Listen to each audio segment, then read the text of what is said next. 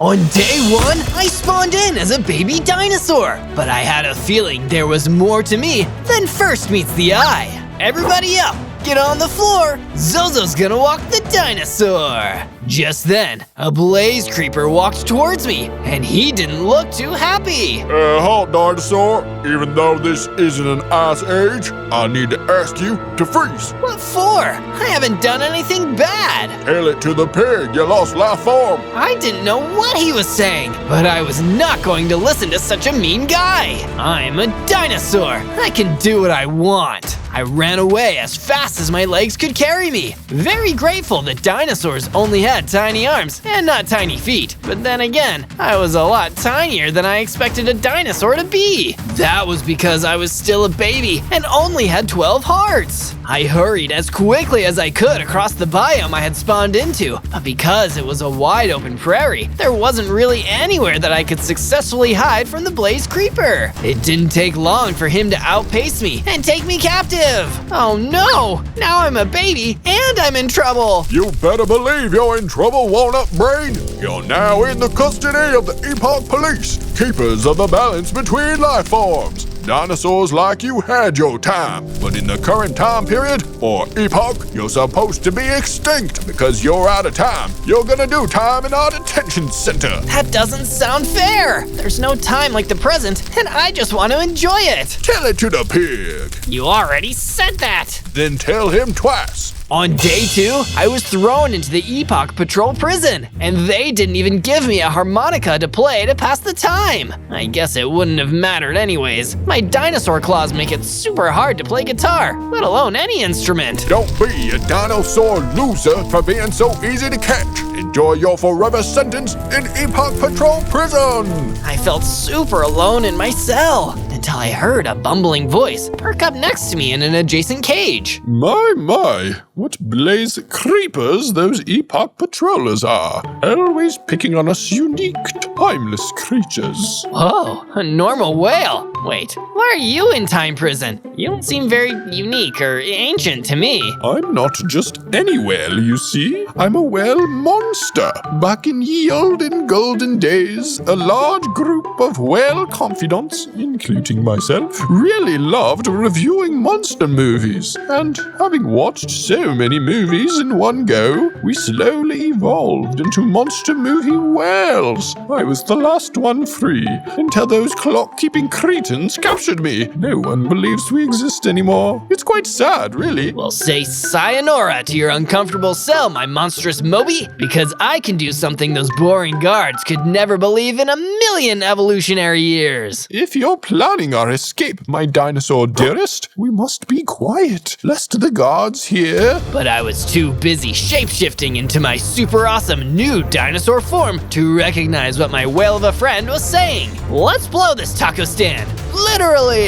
Boom! Our enclosures collapsed around us with one big explosion. All thanks to me and my new explosive dino form, Explosaurus! You're free now, Willy! Now let's dinosaur dash! On day 3, I was back in the wide open landscape of the prairie biome, a young dinosaur running wild and free. I was as hungry as a dinosaur too, and I had to find food that dinosaurs love in order to quiet my growling tummy. There were only a few trees around, and luckily they were peach trees. Peaches! Dinosaurs love peaches, or at least my personal hero King Bowser does, and he's close enough. I devoured the peaches with my big dinosaur jaws until my hunger was taken care of. That's when I noticed there was something else hanging in the tree that wasn't a peach. It looked like a cocoon of sorts, and to my surprise, it could talk. Big scary dinosaur, please don't eat me. I'm not gonna eat you, but in retrospect, I probably would have if I would have mistaken you for a peach. Oh no, I'm not a peach. I'm just a willow kakuna,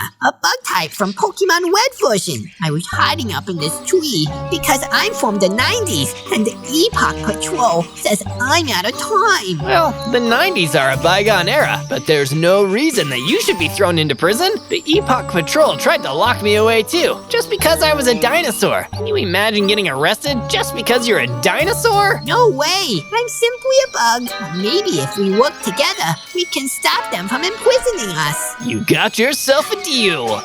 Deal, Kakuna. At the end of that very day, Kakuna and I formed an alliance. From day 4 to day 5, Kakuna invited me to his super cute buggy base. We bonded pretty quickly, being highly wanted criminals by the Epoch Patrol and all. Wow, Buggy Buddy, your home is so nice compared to those stuffy Epoch Patrol prison cells. So true! And soon, it'll be our home. Our home? Yuppers. I've been looking for more friends like us. Friends from other bygone eras, seeking shelter from those nasty Epoch Patrollers. I've been thinking, and maybe if us outcasts can all band together, maybe we can defeat those pesky policers for all time. Wow, that's a great plan, Kakuna. Power really is in digits, just like the digits on a digital clock. You're so generous for wanting to open your home to all those wayward creatures. And I'm generous in gift giving too. As a friendly welcome gift, Kakuna gave me some stone tools. Thanks, Kakuna. As much as I love your house, I think we'll need to expand a bit. I met another bygone friend in jail earlier. His name is Wise Willie the White Whale Monster, and he was pretty big. I think I'll need to build another base, just so we can make sure he'll fit. I bid my new friend a farewell and headed off, careful not to run into any rogue patrollers. I wasn't sure where to build my base until I entered the Baobab Savannah. Wow, no way! It's like this place was made for me. I began building the foundation and walls for a base big enough for both me and Willie until I was rudely interrupted by a shouting voice behind me. Hey, you! I'll have to see a permit if you're gonna begin construction here. Wait, you're the guy Boss was telling us about. Boss? What do you mean? I brandished my sword and began duking it out with the Epoch Patrolman. He started shooting fireballs, so I had to run around the base to dodge the fireballs. I'm over here. Now I'm over here. Quit ruining my base. That's not nice. I ran up in front of him and, with one final blow, slashed him to smithereens. And that's for interrupting my building flow. But at least, for all the 30 posters ruined, that fight earned me 26 hearts and some cool new lightning strike powers, which I quickly tested out.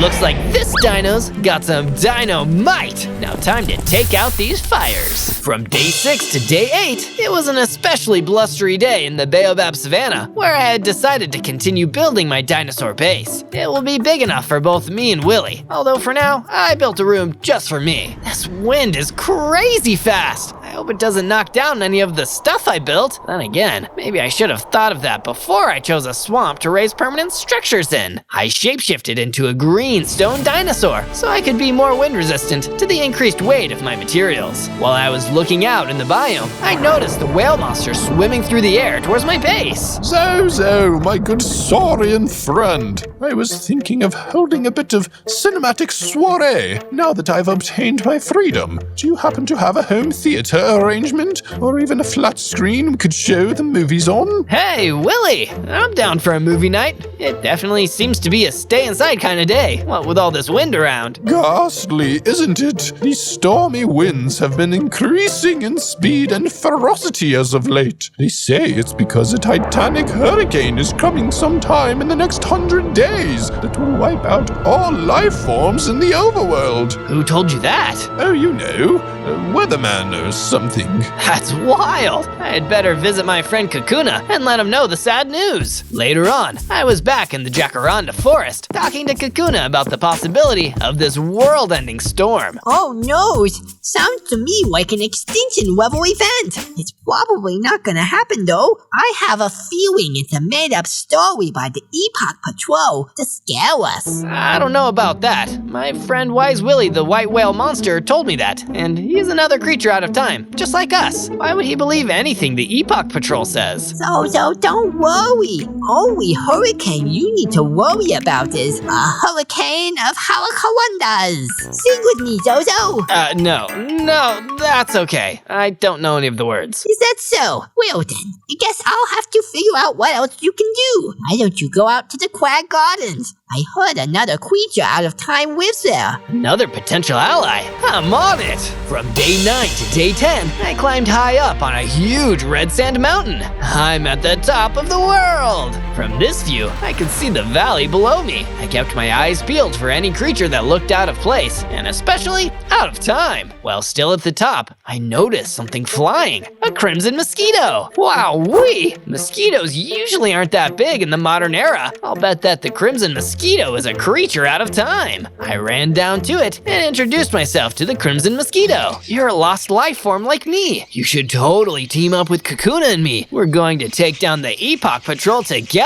No way, no how. I'm Crimmy Keto, the Crimson Mosquito, and I'm not dangling with those creepers again. They put me in their prison for 3 long bloodless days before I escaped. That sounds like a good reason to help. Nuh-uh, you never saw me. Or rather, I'm gonna take you out before they can interrogate it out of you. Crimmy Keto started biting me and began to drink me dry, but I had a clever way of defending myself. I shapeshifted into a poison dinosaur, causing my body to become covered in poisons. Drink this, Crimmy! Oh no, I did. The poison took hold immediately, and Crimmy Keto, the crimson mosquito, keeled right over from its effects. That was close. He drained a lot of my hearts before I was able to shapeshift. I was pretty messed up from all the damage when my good old friend, the whale monster, showed up with a health potion. Thanks for the save, William. It was nothing, really. Though you ought to be more careful when dealing with others. You can't trust everyone just because you have some things in common. That's a really good point. I'll have to pass that on to Kakuna, since Crimmy Keto was a bug too, and they totally wouldn't have gotten along. From day 11 to day 12, I returned to Kakuna's cozy castle, relaying the tidbit of Willy Whale wisdom that he had shared with me. And after Willy brought me a health potion, he said something that really stuck with me. And what's that? My bestest friend, even better with you than Willy is? He said something like, you mustn't trust just anyone because the strangers you meet might not be exactly who they say they are, regardless of how much you have in common. I thought it was some pretty good advice, being that the naturally large mosquito I met on my journey was supposed to be an out-of-time creature like us, but actually tried to kill me in the end. At least oddly specific betrayal scenarios like that only happen once in a blue moon. Right, Kakuna?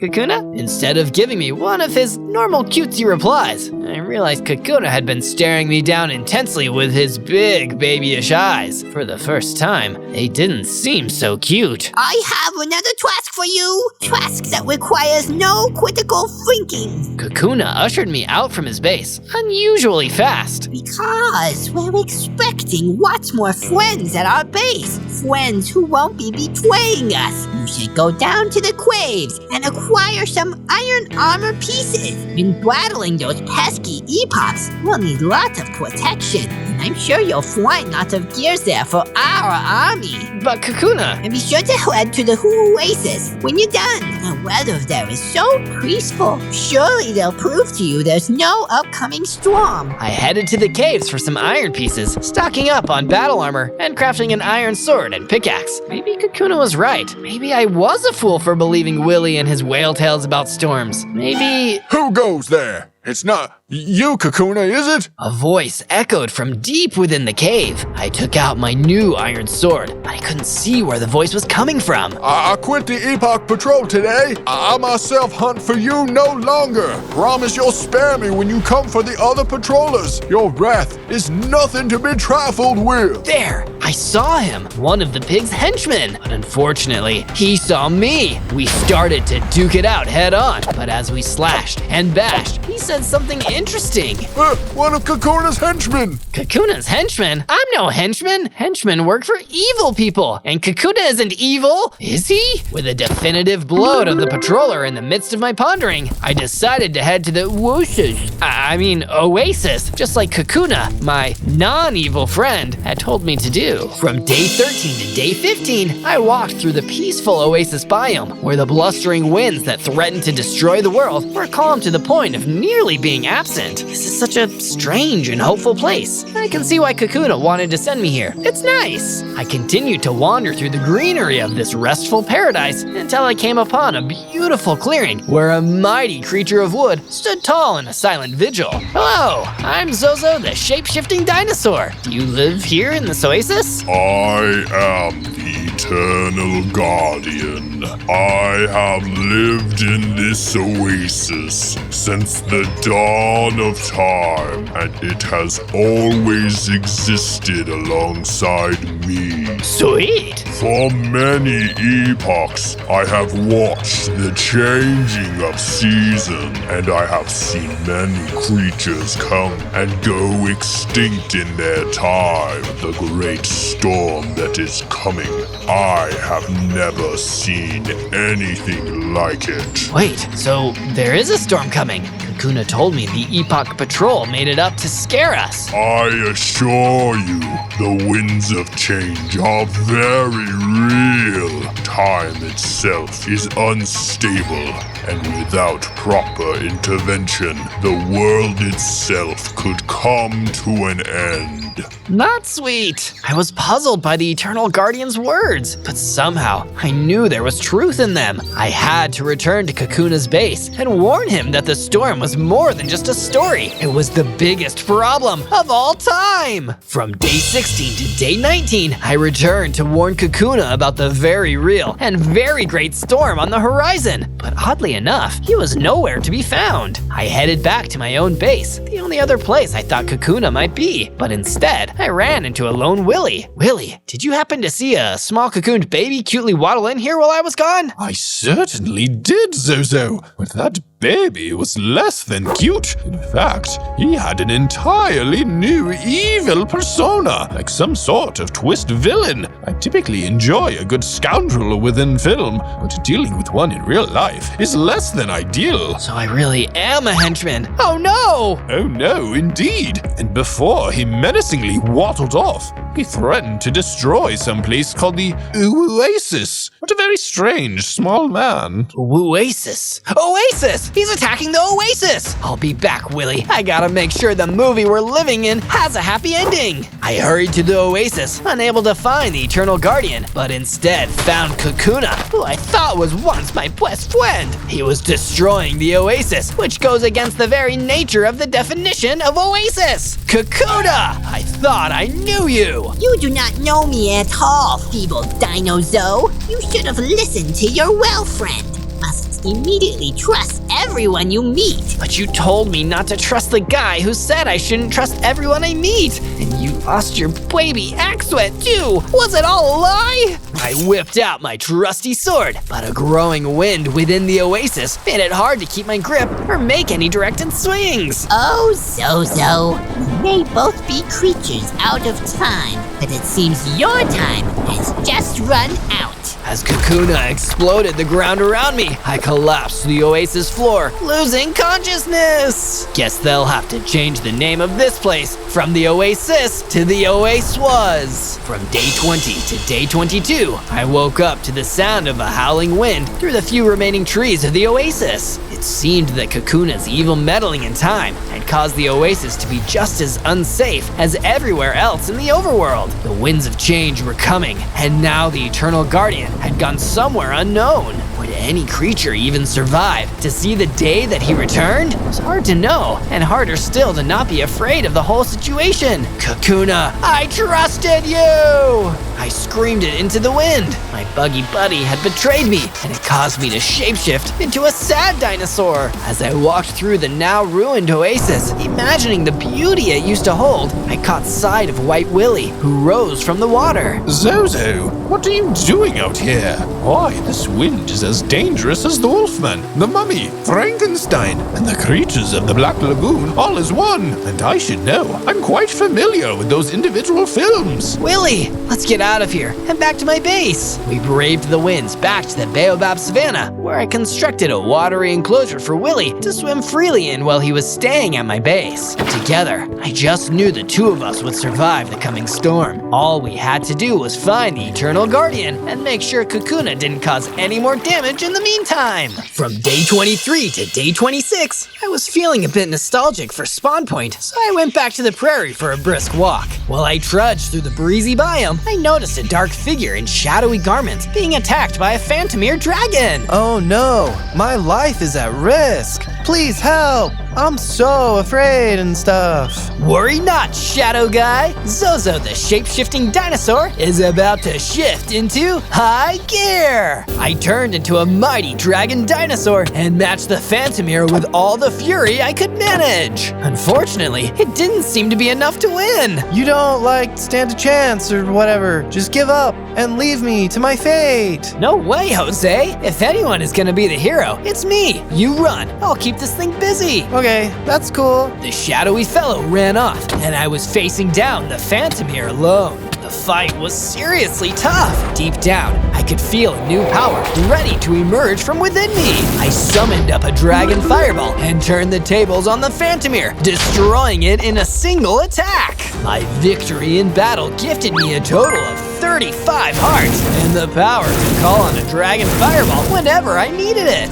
Told you I'd shift into high gear. Wait, who am I talking to? The guy I saved ran away. From day 27 to day 31, I was still roaming the windswept prairie, but the weather got worse again. That's when I found a cluster of sturdy iron golems walking against the gale force winds. Their strength and resilience in the face of the oncoming winds of change inspired me, and I shapeshifted into an iron dinosaur to go talk to him. I managed to convince them to return to base with me and built an iron house for the iron golems to hang out in. Later on, Willie the whale monster invited me inside the base where he had constructed a home theater setup so we can finally have our movie night. Let the soiree begin! Yay! I love movies! What's your favorite part in a movie, Zozo? I love when the movie cuts away to show us what the bad guy is doing. Like, meanwhile, in the Jacaranda forest, Kakuna was in a scary-looking room full of long-deceased dinosaurs, twisting time itself for his own nefarious purposes. Without that shape-shifting dinosaur, I'm going to need some other creatures to do the dirty deeds that must be done. I know just the creature to bring in.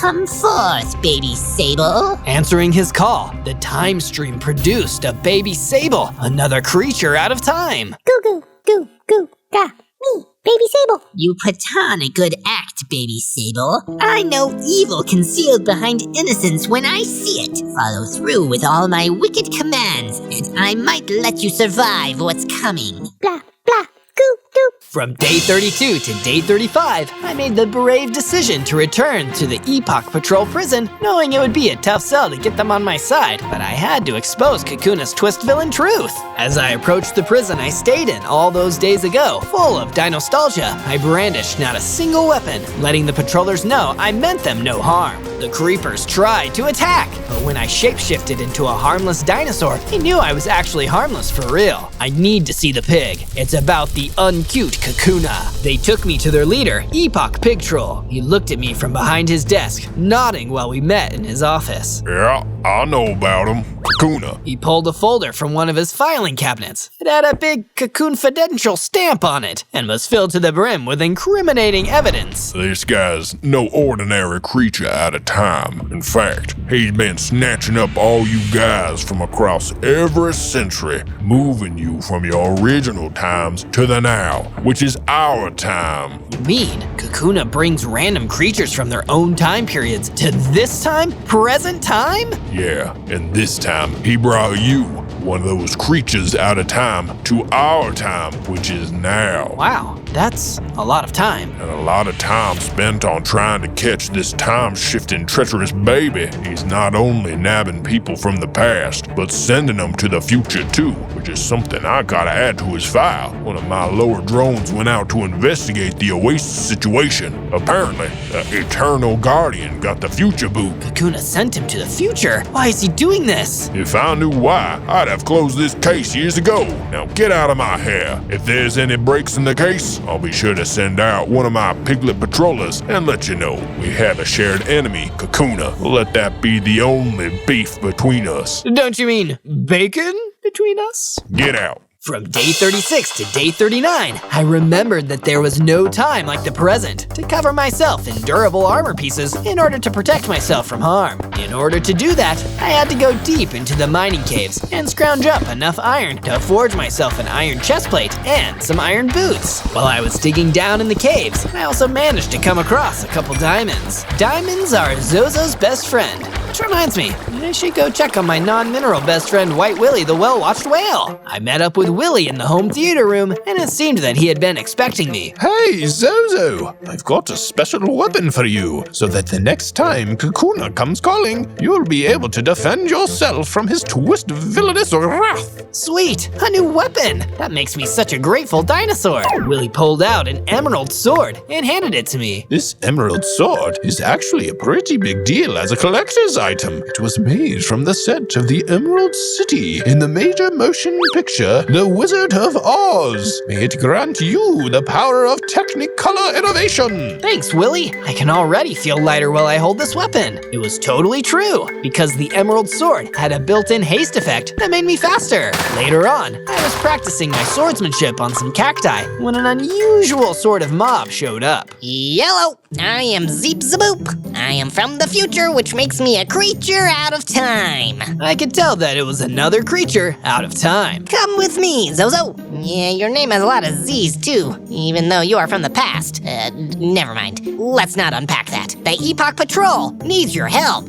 From day 40 to day 43, I heeded the advice of the strange futuristic creature Zeep Zaboop and met with the pig of the Epoch Patrol out in the prairie. Zeep sent me. He might look weird, but he's a trustworthy guy. Unlike the rest of the creatures from out of time, Zeep comes from a future that might be wiped out if the winds of change happen in the present. Oh, and get this, he says that the Eternal Guardian is alive in the future. Whoa, the Eternal Guardian lives! I knew it! Did he send a message back for us? He did, in fact, do precisely that. According to Zeep Zaboop, the Eternal Guardian said that the winds of change can be stopped as long as we can find a legendary artifact that can control the direction of all the winds in the overworld. Artifact that can control the direction of all the winds in the world? Yeah, an artifact that can control the direction of all the winds in the world. Sounds sweet! What is it called? The pig started to answer, but suddenly, the presence of a baby sable made us both very, very uncomfortable. The pig and I exchanged a confused look. Yeah, what's the deal with the creepy baby? I don't know, but we should leave. Even though the baby sable didn't do anything, it being there was very stressful and foreboding. So we made our way out of the prairie. Baby sable just sat there, watching the horizon. From day 44 to day 49, me and the Big Bacon Boss headed back to my base, hoping we could find the legendary wind-controlling artifact to save the very fabric of time. We returned to the Iron Golems, who were reenacting movie scenes they'd probably watched with Willie in our home theater. If you kids like the Wizard of Oz so much, you should really rewatch that tornado scene. Learning Dorothy's windswept survival tactics could really prove useful to us if we don't get that artifact in time. Quit being such a Debbie Downer, Head Honcho Ham. Where's your lion-like courage? I'm not a lion, I'm a pig. And before that weird baby interrupted us, I was saying that in order for that wind bow to work, we're gonna need to make some arrows. You can't shoot something down without ammunition. Or ambition. I began to craft some arrowheads using some of Willie's cat DVDs, the ones in which he used to copy films onto in a completely legal fashion. After that, I followed the metaphorical yellow brick road to the red desert, fighting against strong winds as I walked. Man, things were really getting worse out here. Crimmy Keto, the Crimson Mosquito, had seemed like a total square, so without him trying to kill me anymore, it gave me time to look around what was once his home.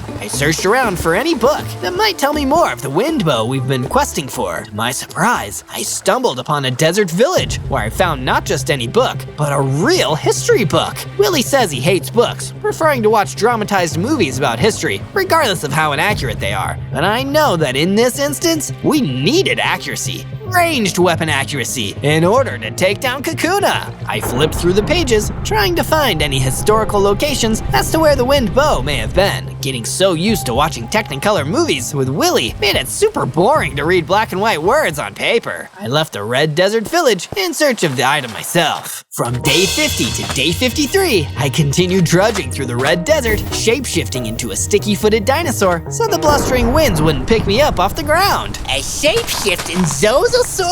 Oh my comic stars! I've only seen your ancient kind in the movies! The way they portray you is always so historically inaccurate! Where's the research, the excavation, the creative choices they've made to your species within film borders on misinformation? They even went as far as to say you guys went extinct! But seeing you before me now, that clearly isn't the case! Hey, are these winds crazy or what? They sure are. You seem pretty well versed in historical knowledge. Is there any way you could direct me to where I could find the super powerful wind bow? If I can get my dino hands on that, I'll be able to put a stop to all this traveling out of our time Kakuna caused nonsense once and for all. And maybe, once this is all over, they'll even make a movie about me. A movie that's historically accurate. You had me at historically accurate. That wind bow definitely packs a punch. This Kakuna guy is causing you so much trouble. Maybe you could control the winds to blow him way to the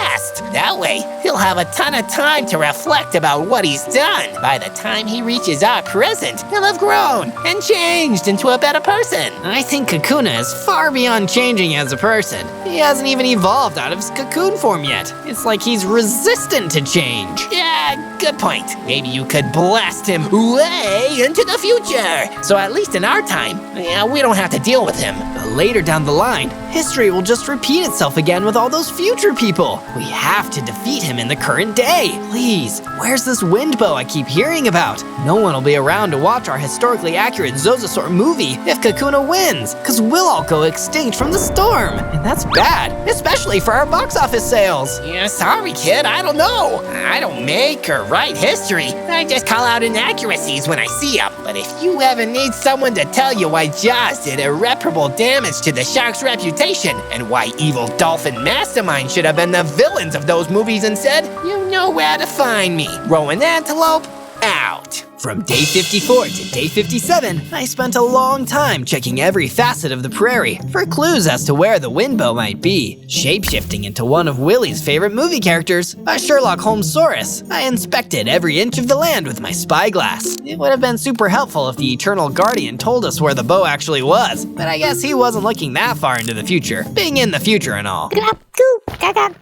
I heard a noise coming from the bushes. Disoriented and exhausted from my wind-blown walking, I thought maybe I had imagined it. Or better yet, the wind bow learned how to speak and was directing me towards where it was hiding. I inspected the bush with the spyglass and ran towards the bushes to look in it. But unfortunately, I didn't find a wind bow, just that weird baby again. And he threw me a note. You'll never figure out how to defeat me. You're no Sherlock Holmes. Ugh. With my awesome investigative skills, I was able to piece together who wrote it based on their use of oddly placed cutesy W's. Little does Kakuna know, I am Sherlock Holmes, Sherlock Holmes-saurus. I'll find that wind bow, Kakuna, and when I do, you're toast. Time toast. I looked back to the bumbling sable baby in front of me, but as I stared upon him, his cuteness began to overload me, and I started to feel physically ill. Retreating from his excess of adorableness, I continued to search the prairie high and low for anything that might leave me a clue as to where the wind bow is. Yes, everything is going to plan. I can feel Sable Baby's dangerously cute aura all the way from here. If Zozo crosses his path, he'll be sure to buckle in the midst of his preciousness. Now all that's left is to strengthen these winds of change, usher in my massive storm, and bring forth a new beginning to the world. One in which I am the only one who will survive. The world will be mine, and mine alone. Only then can I hatch into my true evolutionary form. Goo goo gaga gaga gaga gaga gaga gaga. I stole that laugh from Sable Baby. From day 58 to day 62, I returned to my base, tuckered out from all that investigating. Luckily for me, the Iron Golem film junkies had finished watching The Architect, and now they were expert home renovators. They even built me a furnace, and started work on a defensive apocalyptic bunker. Wow, things were looking bleak. However, they did seem to be running out of materials, as Willie told them not to dismantle the TV cabinet. So I headed back to the Red Desert, itching to get my dino claws on some more supplies. Because no one reads books anymore, I dismantled Kito's abandoned bookshelves and brought them back for my cinema-loving golems to use. Here's Zozo. Yep, I'm back. If you build it, he will come. Who? Sorry, no one. I've just been teaching the golems to speak exclusively in famous movie quotes. Oh, well, I'm off to go to the mines. Splendid. Hasta la vista, baby. Rushing to the deep mining caves, I searched around and eventually found some diamonds. I see dead people.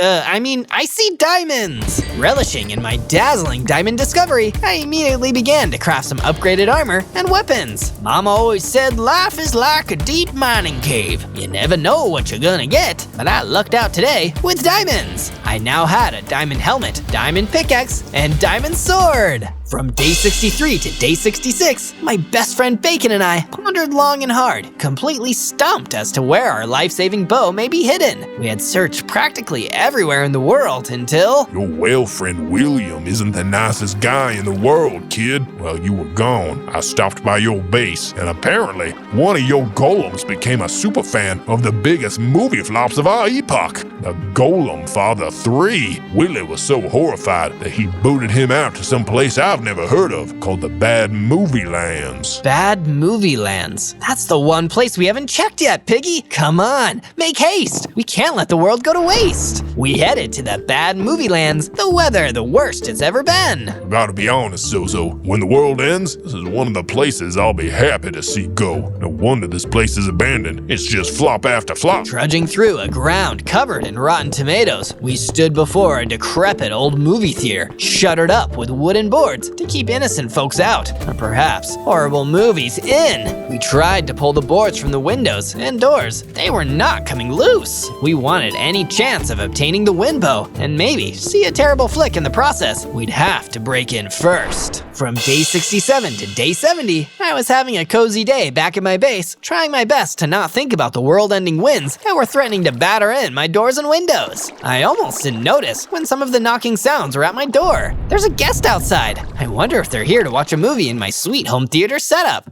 I opened the door and greeted the pig, who had been knocking for hours. Zozo, it's me, Pig. You gotta come with. Another creature out of time has appeared, and he's tearing up the prairie. He took out a whole squad of my best guys. What kind of creature is it, Pig? Some kind of mystical pixie from the medieval times. Come on, quickly. We hurried to the prairie, and sure enough, there was a pixie casting all sorts of wild and crazy magic spells on everything. Hither and thither, my magic doth go, mischief and mayhem, and this time I sow. I confronted the pixie, shapeshifting into a magic poof dinosaur who was immune to magic. Ocean waves and pine tree smells. My magic spells don't even need to rhyme to work.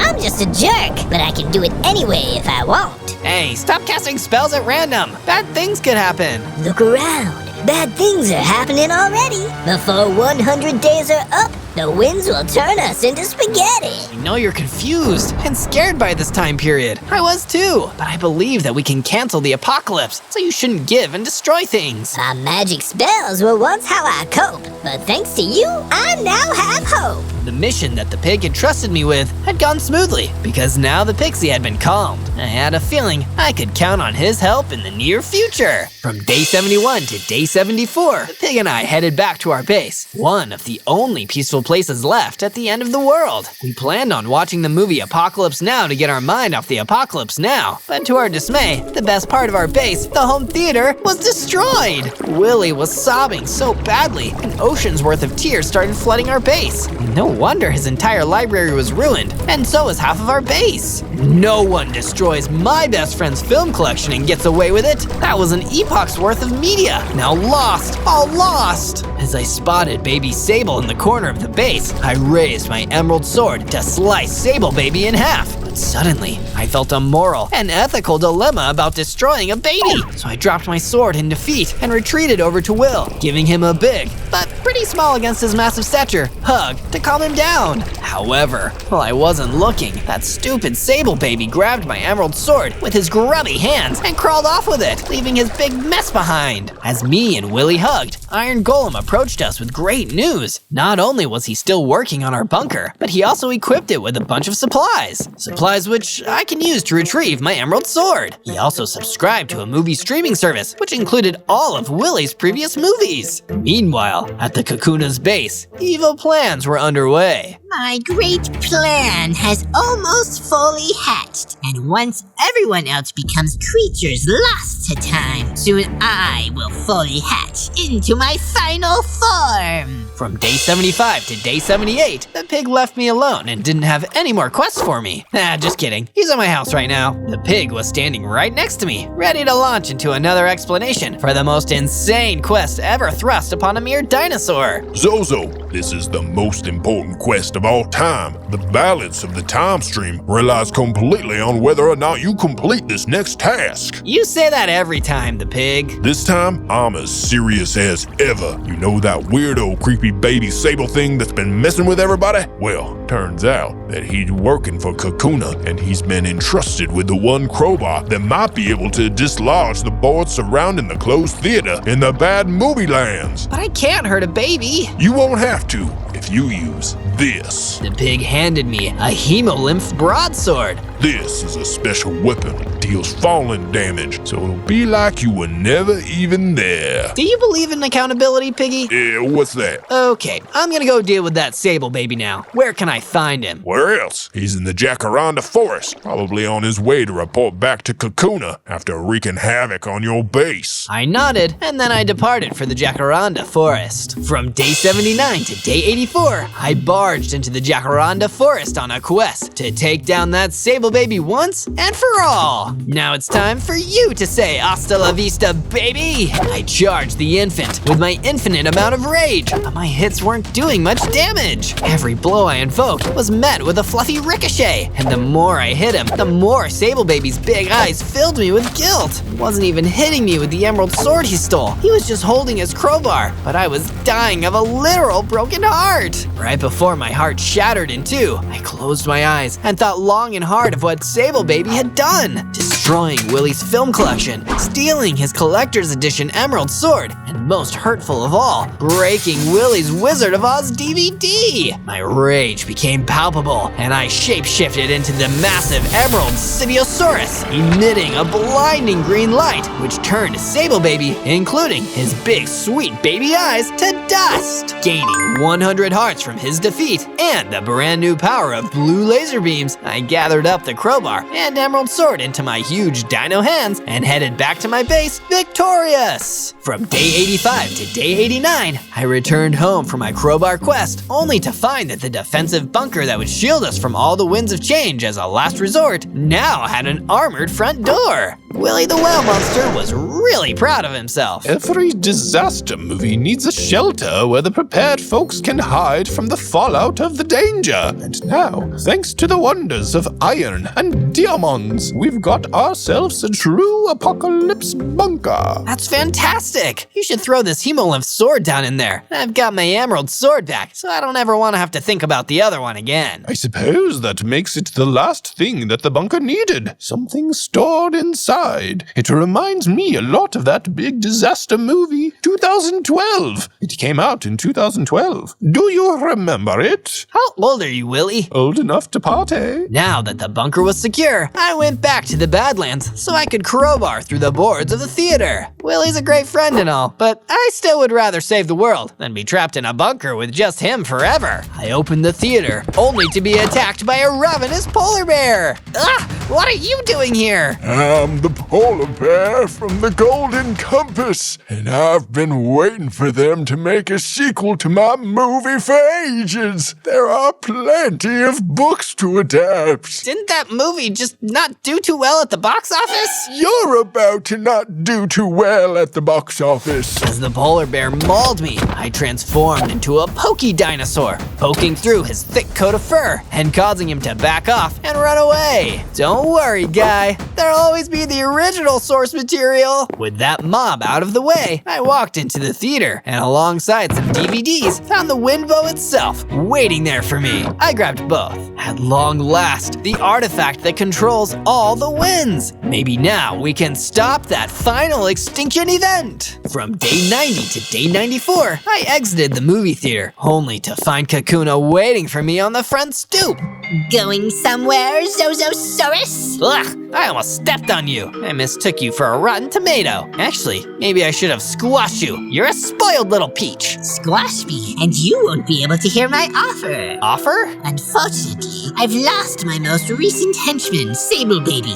Now that the position is open, I'd like you to fill it. You were my henchman before, and you can be it again. Maybe you could even be spared from the oncoming extinction if you join me, that is. Join you and leave all my friends to die? No way! You're just as bad as all those movies here. In fact, I'm gonna leave you a bad review right in your face. Me and Kakuna began to battle it out amidst the blustery Badland winds. I fired a few arrows at him using my powerful wind bow, but he was too quick in his dodges. Kakuna charged at me, snatching the bow as it flew out of my hands. You should have paid closer attention to that ASEAN movie, Zozo. Never, ever trust the man behind the curtain. But you were never behind a curtain. It's metaphorical.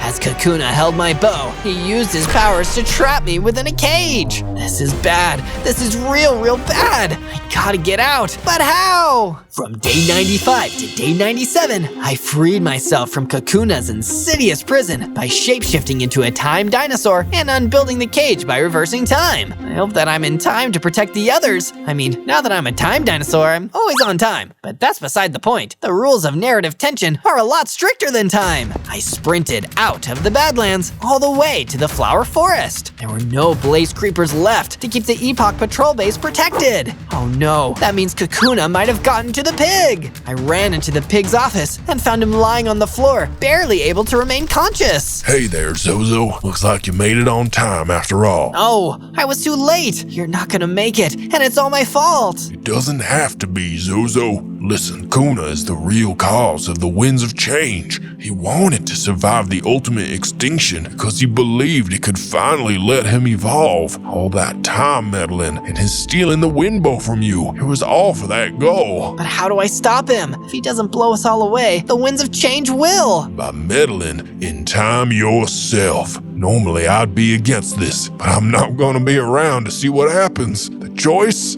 is yours. Pig, no, stay with me, Pig! He turned to dust and was gone. I couldn't believe my dinosaur eyes. Curse you, Kakuna! On day 98, I cried all the way home, only to find my entire base destroyed, including the bunker. All of the now movieless golems were gone too. I thought everyone had truly left me till I saw Willy. Cheer up, Zozo. This isn't the end yet. It isn't? No! As characters of our own stories, we write our own endings. And this story is far from over. Kakuna doesn't hold the writer's pen. We do. So come, my dear Zo.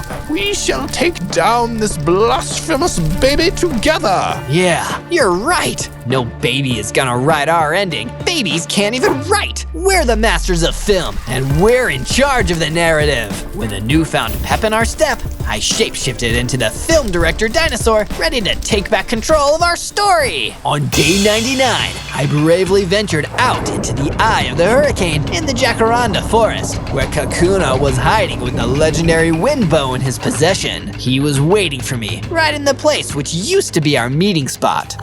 Did Zozo come to see his little friend Kakuna one last time before the winds wipe out everyone? Very funny, Kakuna, but it's time to drop the baby act and the wind bow too. I fired my blue laser beam at Kakuna, but he had his own poisonous red laser beam now to counter it with. I turned into a poison dinosaur to become temporarily immune, but the laser still did a ton of damage to me. Done already, Zozo. It would be a shame if you didn't even survive until your extinction date. I'll admit, you may be strong, Kakuna, but you're not magic, and I know somebody who is. The pixie appeared out of thin air, casting spells and causing as much trouble as he could. Pumpkin bats and fish to catch? My magic spells are totally gonna kick your butt, Kakuna, and it's gonna happen sooner. Drat you, magical pixie. Take this! Kakuna blasted the pixie with his laser, causing it to fall from the air. On the ground, the pixie struggled to speak his final magic words. My last spell will take your wind bow and put it in the hands of Zozo! The pixie disappeared, but his magic did exactly what was expected and gave the wind bow to me. On day 100, Kakuna's plan hadn't even gone into action yet, and In fact, it's like it never even started. Kakuna turned to face me, cute as can be. Hello there, little friend Zozosaurus. I've seen some bad movies in my lifetime, but I'm not about to live one again. Being I've already destroyed 2 babies over the course of this adventure, a 3rd time would definitely be the charm. I pulled back my wind bow and pointed it at Kakuna, ready to end things once and for all. Any last words, Kakuna? He dropped his cutesy act. If you were a movie, I'd rate you 1 star. Firing my arrow, I defeated Kakuna once and for all, saving the world from destruction and ready to go home for myself. Finally, it was time for me to head back to the future. Nah, I'm just kidding. I'm from the Ice Ages. On day 1, I spawned into the Badlands as a shapeshifter. Whoa, that's a cool special ability. I wonder how far I can go with it. But I didn't have long to think about that because a gang of wither skeletons with bows and swords showed up and started chasing me.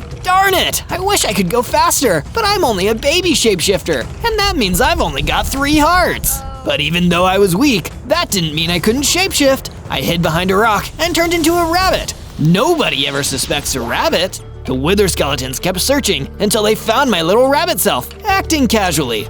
The leader of the wither skeletons immediately clocked me. There he is, boys. Grab him. The wither skeletons immediately surrounded me, giving me no chance to escape. Wait, how did you know it was me? There are no rabbits in the Badlands. You've still got a lot to learn, shapeshifter. Let's take him to the jail. On day 2, the wither skeletons dragged me over to the Badlands jail. You can't do this! I'm too young to go to jail! But that didn't seem to persuade them. They threw me in a cell with another prisoner, a Quillbeast. I had to figure out what was going on. Hey, Mr. Quillbeast, I'm Zozo. What's your name, and what are you in for? The name's Quilliam. I don't know why I'm here. I was just wandering the Badlands when suddenly the wither skeletons arrested me and dragged me here. Don't worry, Quilliam. I have an idea for how we can both escape.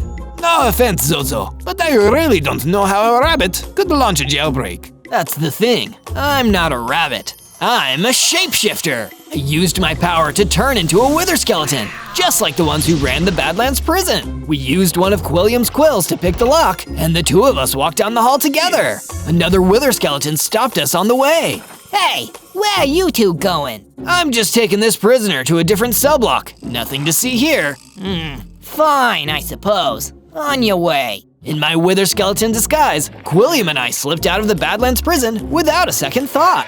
That was amazing, Zozo. You saved both of us in there. These shapeshifting skills really come in handy. I can't wait to get better at them. On day 3, I decided to continue my escape and make my way into the jungle. It'd be way harder for the bad guys to find me amongst all these dense trees. But if I really want to fit in here, I can't just be a wither skeleton. I need a real jungle disguise. That's why I shapeshifted into an orangutan. Orangutan is Malay for person of the forest, so it makes for a perfect jungle disguise. All this shapeshifting was hungry work, so I explored the forest and gathered up some tasty melons to eat. Delicious and nutritious. But while foraging, I encountered a mysterious wooden villager meditating in a clearing. Sorry to interrupt you, wooden villager, but is everything okay? Everything is more than okay, now that you're here, Zozo. What? How did you know my name? I know many things. I am Amma, the jungle mystic. I have long traveled this jungle in search of a hero to whom I can reveal the great truth of the world. Do you believe you are that hero? Well, I'd like to be, for sure. Good, then follow me. There is much to learn. On days 4 to 5, Amma, the jungle mystic, led me deeper into the forest, where he started to explain what was going on here. So, does the problem here have to do something with the wither skeletons? No, the wither skeletons are irrelevant to the true issue here, Zozo. You see, this forest is overrun with vicious tribal gremlins. Alone, they may not look like much, but together, they can pose a major threat. For the sake of the world's peace and safety, we must see to it that they are defeated. We have less than 100 days to exterminate them before things really get out of hand. Wow, that sounds like a tall order. These tribal gremlins must be really scary. How should I fight them? Don't worry about fighting them just yet. I'll be able to help you plan the best course of action. For now, take these tools and start building yourself a base. Amma the Jungle Mystic gave me a set of stone tools, and I left him to go find a clearing in the jungle where I could start building my base. I immediately started cutting down trees for wood and mining for stone. My base was already coming along nicely when suddenly a wither skeleton scouting party appeared out of the woods. He's gotta be around here somewhere. Come on, boys, let's find this slippery little crate. I needed to think fast. Obviously, a rabbit was no good, and they'd probably be expecting another wither skeleton. What could I turn into that would save me? Oh wait, I've got it! I shapeshifted into a wither boss and floated over to the wither skeletons. What are you boys doing out here slacking off? This is unacceptable! But boss, somebody escaped to prison. We need to go track him down. Forget about one lousy prisoner. Go back and stand guard to make sure more don't get out. And that's an order. Yes, Wither Boss, sir. The wither skeletons turned tail and marched out of the forest. I breathed a sigh of relief, and my shapeshifting skills paid off because I earned enough XP to level up. Whoa, I have 6 hearts now, and I can shift for longer. This is awesome. On day 6 to day 8, I took the form of a baboon so I could finish building the house, and it looked amazing. I decided to explore for a bit. As I was walking through the jungle, I noticed something a little strange. Wait, where are all the animals? Is this something to do with the tribal gremlins that Amma the Jungle Mystic was telling me about? As I was gathering some coal, a stray ran past me. Whoa there, everything okay, Stray? There's no time to talk. I need to keep running. Get out of my way! You're safe here. Explain yourself. My town was destroyed by the Red Nightmare and his forces. He's taking over everything. If you had any brains in that baboon head of yours, you'd run while you still can. And then he ran off, leaving me confused. Red Nightmare? I'd never heard of that. So I decided to find Amma the Jungle Mystic again and ask him what he knew. Ah, yes, the Red Nightmare. He's another terrible force associated with those tribal gremlins I told you about. Perhaps it's time to arm yourself against the coming struggles. If you make your way to the snowy tundras and find the Frost Weaver, you'll be able to obtain a mace by defeating it. Go now! The tribal gremlin threat advances ever closer. On days 9 to 10, I shifted into a snow leopard so I could both move faster and stand the cold. Then I made my way out to the snowy tundra to begin my search. I'm gonna find you, Frost Weaver! But what I didn't expect was that the Frost Weaver would find me first. It was huge and ferocious, and it attacked me as soon as it saw me. He spit poison webs at me, which really slowed me down. I figure I can't ask you nicely to hand over the mace then? The Frost Weaver didn't feel like chatting with me. Instead, it relentlessly attacked, knocking off a couple of my hearts. There was no way I could defeat a monster this powerful, but to my luck, I suddenly saw a snow golem running towards me. Golems have a natural protection instinct, so I was really in luck here. Don't worry, kid. I'll give you a hand. The snow golem joined me in the fight, and we were able to turn the tide. Soon, the Frost Weaver was defeated, and I had picked up the special mace he dropped. Thanks for helping me there, snow golem. I really owe you one. Think nothing of it. Why don't you come back to my cave with me? My family and I could make you some dinner. So we traveled back to the ice cave where the snow golem and his family, some baby snow golems, lived. He gave me some mushroom stew that helped replenish my missing hearts. I suppose you're out here fleeing from the Red Nightmare. That's why most people come to brave these frosty wastes. The Red Nightmare? As in the tribal gremlins? Tribal gremlins? I've never heard of any such thing. How strange. Well, I better go ask Amma about it. Thanks for the stew. On days 11 to 12, I assumed the form of a formidable Komodo dragon and returned to my base. Amma, the Jungle Mystic, was waiting for me. Amma, something isn't right. I got the mace, but while I was out in the snowy tundra, I met a snow golem who knew about the Red Nightmare, but not the tribal gremlins. How could that be? I wouldn't worry about it, Zozo. Instead, go to this cave I've marked out on your map. You can mine some iron ore there, and perhaps use it to upgrade your armor or gear. It will be vital in the coming struggles. Once you have your iron, you can begin the attack on the tribal gremlin camp to the left of here. Okay, if you say so, Amma. Still, it's a little weird to say the least. I went to the cave that Amma marked out for me. I made my way in and started mining the iron ore. There was a decent amount of it down there, but not enough to do what I really needed. I did grab the extra coal that was there though. Then, when I left the cave, I was ambushed by a lurker, one of the nastiest little creatures in the jungle. Thank goodness I have my mace with me. With one swing of my mace, I'd smushed that nasty creature and was off on my way to the tribal gremlin camp. From day 13 to day 15, I came across a path. This must be the way to the village. I took the form of a gremlin so nobody would really notice me, and I followed the path. I arrived at the tribal gremlin camp. It was basically a huge village made of tree houses in the jungle. I was expecting it to be scary, but honestly, all the tribal gremlins seemed weirdly peaceful. I decided to talk to one of them to see what was going on. Hey, fellow gremlin, you looking forward to causing some more chaos in the forest today? He just looked confused. Chaos? What are you talking about? I turned and saw a very chubby, stern-looking tribal gremlin chief sitting behind me. There will be no chaos around here, boy. We need to stay organized if we want to have any hope of defeating the Red Nightmare. The tribal gremlins wanted to fight the Red Nightmare too? I thought they were in league with them. Nothing was making sense. I needed to go back to my base and talk to Amma the Jungle Mystic immediately. From day 16 to day 19, I returned to my base. I took the long way back through the jungle, trying to figure out some kind of reasonable explanation for what had happened. Could Amma have been lying to me this whole time? But why? When I arrived back at my base, there was a tribal gremlin waiting for me. He looked like he was in a panic. Stranger, we need your help. Something terrible has been attacking our village. Something terrible? I'll come right away. But by the time I arrived at the village, it looked like the worst had already happened. The village was in ruins. The tribal gremlin chief was dead. Only his mask remained. And standing in the middle of it all was Amma. Amma, how could you? The tribal gremlins are friendly and peaceful. To you, perhaps, but to my plans, they were a frustrating inconvenience. What do you mean, your plans? I never told you my full name, did I? I'm a shapeshifter like you see. Some call me Amma, but my true name is Amogolish, perhaps better known as… Suddenly, Amma shapeshifted into a huge, blood-red creature, the true Amogolish. Wait, you're the Red Nightmare? Very clever, Zozo. I thought I could trick you into destroying the tribal gremlins for me, but it seems you're completely useless. So you can be destroyed with them! I was so angry that I turned into a huge vile ogre and charged at Amogolish, the Red Nightmare! He would never use me to do evil! But I underestimated how strong he was. With one strike, he knocked me down from the bridge and everything faded to black.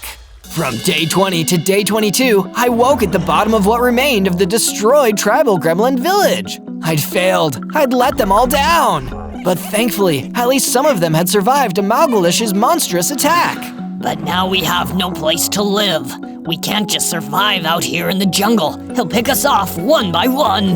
That's when I turned into a horse. Nobody is living out in the jungle. Hop on my back, and I'll let you come live at my base. We can work together and stop Amogolish from destroying anywhere else. One by one, I took all the remaining tribal gremlins back to my base and started building a barracks for them. If Amogolish thinks he can destroy us all, we're not gonna go down without a fight. From day 23 to day 26, I traveled out to the desert. That jungle humidity can be killer sometimes. I decided to turn myself into a roadrunner so I could run extra fast across the sand. Meep meep. It feels good to feel the wind blow between my feathers. But I had to stop when I saw a sun god being attacked by a gang of enhanced Aeropedes.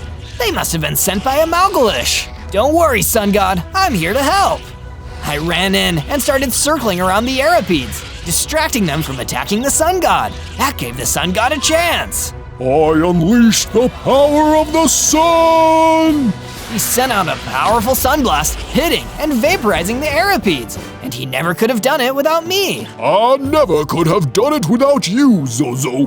In exchange, I give you the blessing of the sun. From now on, you will be stronger and faster in daylight.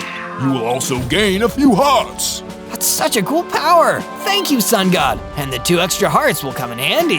May my blessings be with you. From day 27 to day 31, I went back to the jungle. I missed all those lush green trees. On the way back to the base, I found some sheep wandering around the jungle. They seemed lost, so I decided to take a stone guard form and shepherd them back to my base. When they were back, I started to build a pen for them.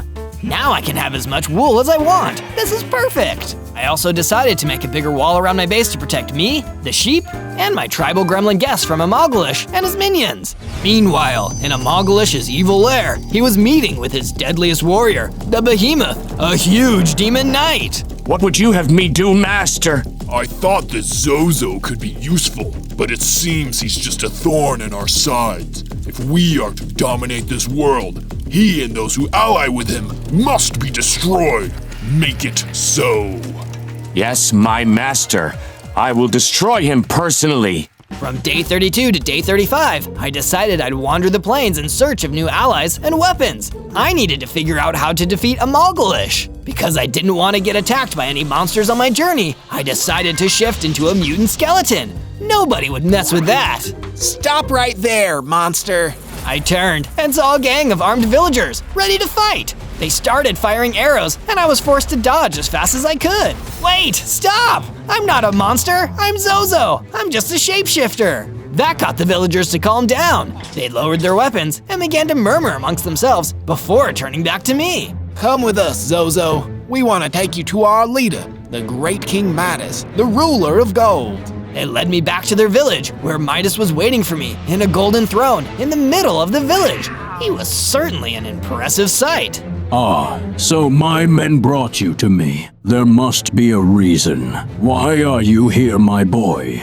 I'm trying to find a way to slay Amalgalish and get revenge for the tribal gremlins. Correct answer. Amalgalish, the Red Nightmare, has troubled our kingdom for generations. Me and my ancestors have tried to gather information about him for years, and I believe soon we will have the answers. When that time comes, come back to me. From day 36 to day 39, I turned myself into a scarecrow just for fun and entered the mine in the village. I mined iron to complete my new set of tools and armor. And I got really lucky, cause it wasn't just iron ore I found, I also found some diamonds. Not enough to craft just yet, but they were definitely worth keeping in my inventory for a rainy day. Though the most exciting thing I found down in that mine shaft was a dusty old book containing an unbreakable enchantment, which would make my new items unbreakable. I crafted a full set of iron tools, iron weapons, and iron armor before returning back to my base to rest. But sadly, there would be no rest. When I got back to my base, an Aztec warrior was already there, waiting for me. King Midas sent me to collect you. He wishes to speak to you about a truly grave matter. Then I suppose I better come along. From day 40 to day 43, I returned to the village to meet with King Midas. I wondered what had gotten him so worried, aside from the fact that I'd now shapeshifted into a gorilla for toughness. Zozo, I'm glad you're safe. Of course, Your Highness. Why wouldn't I be safe? My spies have gotten word of a terrible development in the war against Amalgalish. He has summoned his most dangerous minion, the Great Behemoth, and he has given him the instruction to destroy you personally. Don't worry, King Midas. I've gotten a lot tougher than I used to be. I bet I could kick this behemoth guy's booty. Why don't you say that to my face, weakling? I turned and saw the behemoth was standing right behind me while the villagers fled in every direction. He was even bigger and tougher than I'd imagined. I charged up towards him and used all my gorilla strength to deliver a mighty punch. But the behemoth just shrugged it off. He hit me back and sent me skidding across the village square. Take this new form, my boy, the Gold Golem, and use it in my name. With my new gold golem strength, I pulled out my mace and attacked the behemoth. Somehow, he effortlessly blocked every hit and started rampaging around the village. I need to get out of here. I'm still not strong enough to beat even the henchmen yet. So, I fled the village while the villagers tried desperately to stop Behemoth. From day 44 to day 49, I returned to my base, feeling so ashamed of myself for running away that I turned myself into a blobfish. I don't deserve to call myself a hero. I left all those poor villagers to fend for themselves. I'm a zero. As I was moping, none other than King Midas turned up, having survived the previous battle. Zozo, I need to call on you yet again. I don't deserve you, King Midas. I was a coward. I ran away. Don't focus on the past, Zozo. We're not going there. I'm here because I have some important knowledge. There are legends of a sacred item, a mithril battle axe, that can be used to defeat the Red Nightmare. A mithril battle axe? But I already have a sword and a mace, and neither of them help. The mithril battle axe is more than just a weapon, Zozo. It's supernatural. It can give its users immense power, even granting them wishes. But it is legendarily hard to obtain. You will either need to find one or make one from mithril ore. The mountains would be the best place to begin your search. From day 50 to day 53, I decided to take the form of a mountain troll and go searching through the mountains for information on the mithril hammer. Maybe if I find it, I can regain my honor after running away from Behemoth. The way up the mountain was tough. At the top, I searched and searched until I found a secret cave tucked away under one of the mountains. It seemed like the kind of place where something important might be hiding away. I put up some torches to light my way inside of the cave, but sadly I didn't find any mithril or a mithril battle axe in there. But I did find a book, labeled The Legend of Amalgalish. Hey, that's the guy I'm fighting. The book described how Amalgalish is an ancient evil who has tried to take over the world many times. But only someone who is of pure heart with a perfect weapon will be able to put him down for good and save everyone. Maybe I do have a shot after all. With at least some extra knowledge, I started heading back to my base. The way down was just as treacherous as the way up, but I eventually made it. When I reached the jungle again, I heard some commotion and I saw a Clink fighting a whole gang of scary jungle spiders. Don't worry, Clink, I'll help you. But by the time I reached him, he'd already defeated all the jungle spiders without breaking a sweat. He was clearly a lot stronger than I was. That was amazing, Mr. Clink. Want to come back to my base? I need someone to help train me how to fight like you. Sorry, buddy, but I'm not the teaching type. Old Clink is too free-spirited to ever be tied down like that. Good luck with whatever you're doing, though. From day 54 to day 57, having been rejected by Clink, I continued back to my base. Well, at least this day can't get any worse. You have a big storm coming, Zozo. I turned and saw that literally the last person I wanted to see right now was standing right behind me. Behemoth, Amalgalish's #1 goon! Oh no, not you again! I believe we have some unfinished business. Square up and prepare to meet your doom. I shifted into my gold golem form and pulled out my mace. This time, I was going to win! I charged straight at him with impressive speed, and with all my might, I swung the mace right into his face! And it had no effect. I still wasn't anywhere near strong enough to fight Behemoth, and all I could do was run away while he laughed at me. Meanwhile, back at Amalgalish's evil lair, he was receiving information from his top advisor, the impish Pixin. Tell me, Pixin, how goes the war effort? Are our forces winning? We've crushed resistance to the east. Our Wither Skeleton army has been successful in raiding the villages to the west. Soon, I'm sure, the north and south will fall too. And what of Zozo? Has Behemoth destroyed that little brat yet? Soon, my lord. Behemoth says that our mission will be even easier than he thought. Delightful. Just delightful. On day 58 to day 62, I returned to my base, feeling a little down in the dirt. So I turned myself into a swamp pig. I'm so ashamed of myself. It feels like I can't do anything right. But when I got back, I was so happy to see that the tribal gremlins had increased the size of my base. They built new rooms and a whole new floor. It's the least we could do since you let us stay here with you, Zozo. I was so touched by their kindness that I wanted to do something for them in return. I'd build a statue, but not just any statue, a tribute to the fallen tribal gremlin chief. I started collecting all the proper material when I happened upon an abandoned diamond mine out in the jungle. I wonder if there are still diamonds down there. I went in and started to mine until I finally found enough diamonds to craft a pair of diamond armor pieces, a pickaxe, helmet, pants, and some cool boots. It isn't much, but it'll certainly help. From day 63 to day 66, one of the tribal gremlins approached me. Zozo, I think I know where you might be able to find a mithril battle axe like the one you were looking for. There's a special cave out in the desert, one that's sacred to my people. We might be able to find it together. That sounds like an excellent idea, tribal gremlin. Let's do it. We set off together until we reached the desert. With my shape-shifting powers growing by the day, I decided to shift into a guster so I could fit into the desert environment. After 2 days of walking, we finally found the cave. It looked deep and dark, and as I stepped forward to enter, the tribal gremlin stopped me. Wait, Zozo. I just remembered something important. You can't go in the cave. Not yet. Well, why not? We really need that mithril battle axe, tribal gremlin. But you need to obtain a soul heart first. I've heard legends that those who enter the cave without one lose their souls, so we need to seek one out. Yeah, now that you mention it, that does seem like a pretty solid call. From day 67 to day 70, the tribal gremlin went home, and I continued exploring the desert, hoping to find a soul heart. It's a shame they don't just hand out those things, huh? Suddenly, I was distracted from my search as a coyote running towards me. He looked really worried. Hey, stranger, mind lending me a hand? There's a nasty Sudaramu bothering me and my coyote brothers. Sure thing. Maybe I can help defuse the situation. I ran after the coyote until I found a group of coyotes being attacked by a huge Sudaramu who was clawing at them. He looked like he was in a really bad mood. Sudaramu, stop bothering these coyotes. Mind your own business, fool. This is between me and the coyotes. The second you start bothering people, it is my business. Time to fight. I ran to the Sudaramu and began to fight. He was tough, but he didn't seem like he really wanted to destroy me. He just liked fighting people.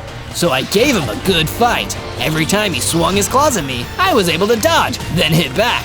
My hits barely bothered him, but he seemed like he enjoyed having the exercise. Yeah, that was a good fight. I like your style, man. You're a pretty good fighter yourself, Sudaramu. How about instead of fighting random coyotes, you go up against a real opponent, like helping me take on that demon, a Mogolish. Now that sounds like a good time.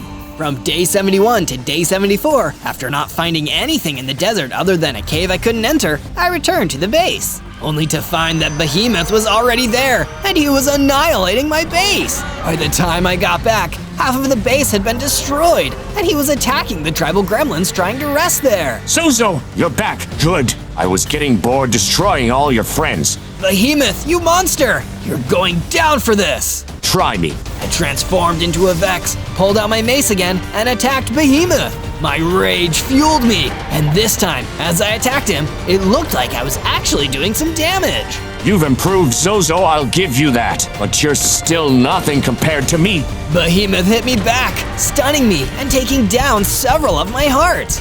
And while I was stunned, he grabbed one of the tribal gremlins and ran off with him. Gremlin, no! But there was nothing I could do. After I got my strength back, I teamed up with the other gremlins to rebuild the destroyed sections of my base and create a new guard tower to watch out for any future intruders. At a Mogolish's lair, he was laughing with glee as his army of monsters and skeletons prepared themselves for the next battle. It is almost time. Soon I will wipe out the resistance, and all will be mine. From day 75 to day 78, King Midas once again arrived at my base, carrying a gift. Zozo, I have heard about your recent losses and your valiant attempts to get your hands on the mithril battle axe. In the meantime, please, as a token of my gratitude for all the work you've done, take this. Oh, wow, King Midas, thank you!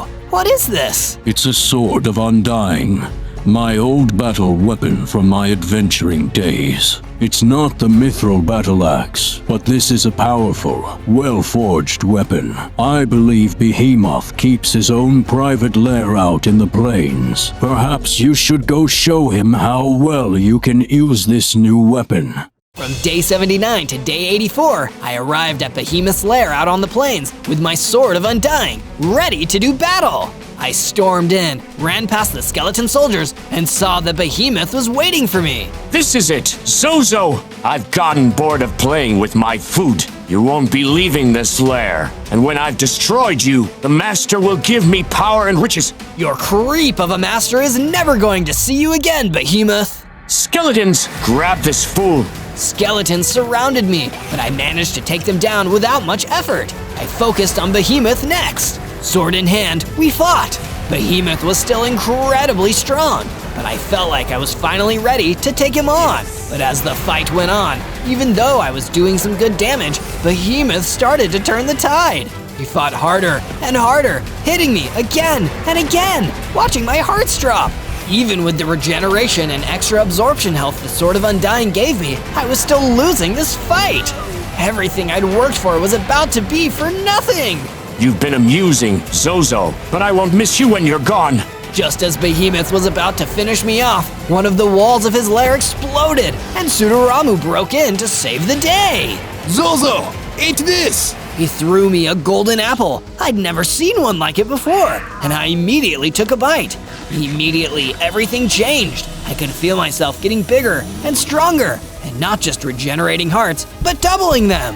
With the 16 hearts, I shifted into Ultimate Gold Golem, and with the Sudaramu at my side, I was ready to finish this. The two of us attacked the Behemoth together, giving him no chance to take us out. I climbed to the top of the gate wall and jumped on the Behemoth, swinging my sword at his head. He was defeated once and for all! I looked and saw that the destroyed Behemoth had dropped a soul heart onto the ground. Now that was a good fight.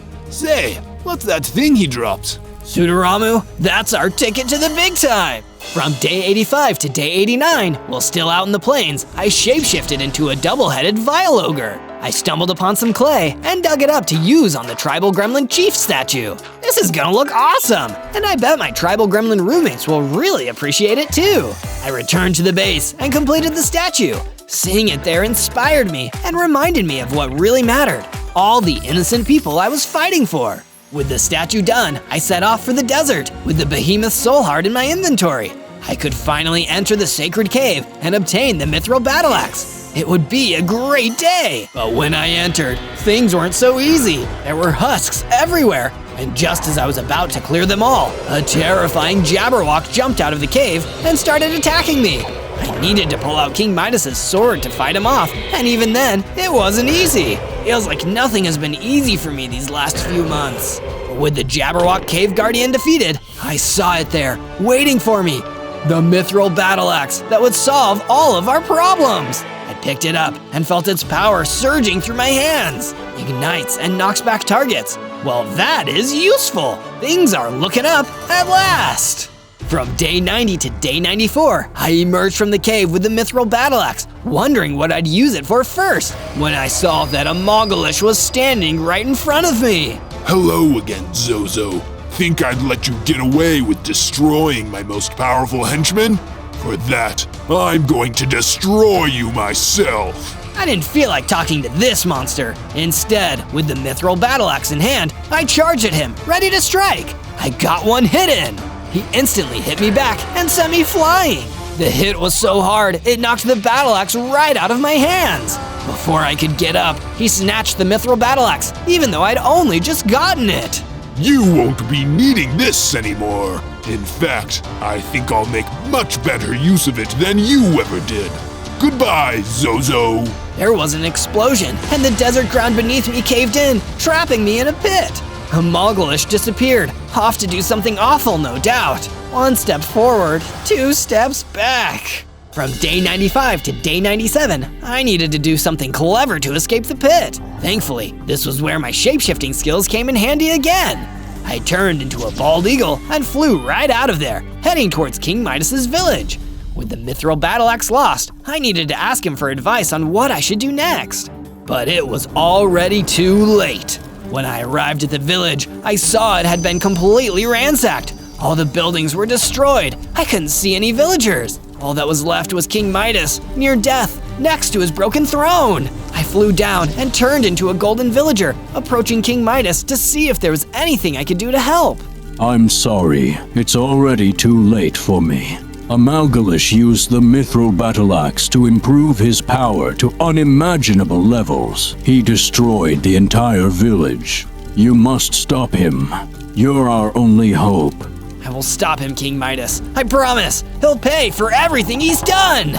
King Midas passed, and I journeyed back to my base. On day 98, I arrived back at the base and found that my worst fears had been made real. A Mogolish had come here too and destroyed everything. The base was in tatters, and most of the tribal gremlins were gone. I'd failed. I couldn't protect anybody or anyone. It seemed like a Mogolish was going to use the Mithril Battle Axe to rule the world. I felt so terrible about myself, I shapeshifted into a cockroach. Just as I was about to give up hope, one of the last tribal gremlins approached me. I'm so sorry that I failed, tribal gremlin. I let your people down from beginning to end. But this isn't the end, Zozo. You can't give up. If a Mogolish could use the magical axe to destroy all this, then maybe, if you get your hands on the axe, you can make it all okay again. And in that moment, I knew that the tribal gremlin was right. If that axe could get us into this, it might be the only thing that could get us out. On day 99, I shapeshifted into King Midas himself as a tribute to the great king's legacy. As him, I approached a Mogolish's base, wielding his Sword of Undying. To my surprise, a Mogolish himself came out to meet me, holding the Mithril Battle Axe, exactly as I'd hoped. King Midas, this is impossible. I dealt you a lethal blow with the Mithril Battle Axe. You must be Zozo, and I'll be taking that axe. Yes, to the face. This time, a Mogolish lunged at me first, upset at being tricked. But that's when I took my opportunity. As he swung the Mithril Battle Axe, I dodged and snatched it from his hands. Thanks, Mogolish. I promise I'll bring it back. With the battle axe in hand, I ran back to my base as fast as I could, hoping that it still had some magic left over after all the damage that a Mogolish had done with it. I arrived back at my base and began to wish, holding the axe tightly in my hands. I wish for all the tribal gremlins to be brought back and for my base to be fully repaired. That's all I ask for. And seconds later, the axe vanished from my hands, never to be seen again. But my wish was granted. My base was back to normal, and all the tribal gremlins had been brought back.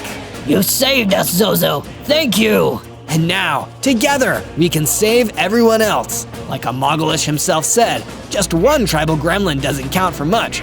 But all of you together, we can bring a Mogolish down for good. Let's go save the world. On day 100, I led the tribal gremlin strike force straight into the Mogolish's lair. As wither skeletons poured out to fight us, the gremlins took them on. Gremlin freedom forever! And as the fight raged on, of course, a Mogolish crawled out of his lair, ready to fight me personally. You worthless little creature. I should have destroyed you when you were small and weak. It would have saved me a lot of trouble. It's too late for regrets now, Mogolish. They won't do you any good. Stubborn and arrogant to the end. Do you really think you can beat me? You're not even carrying a weapon.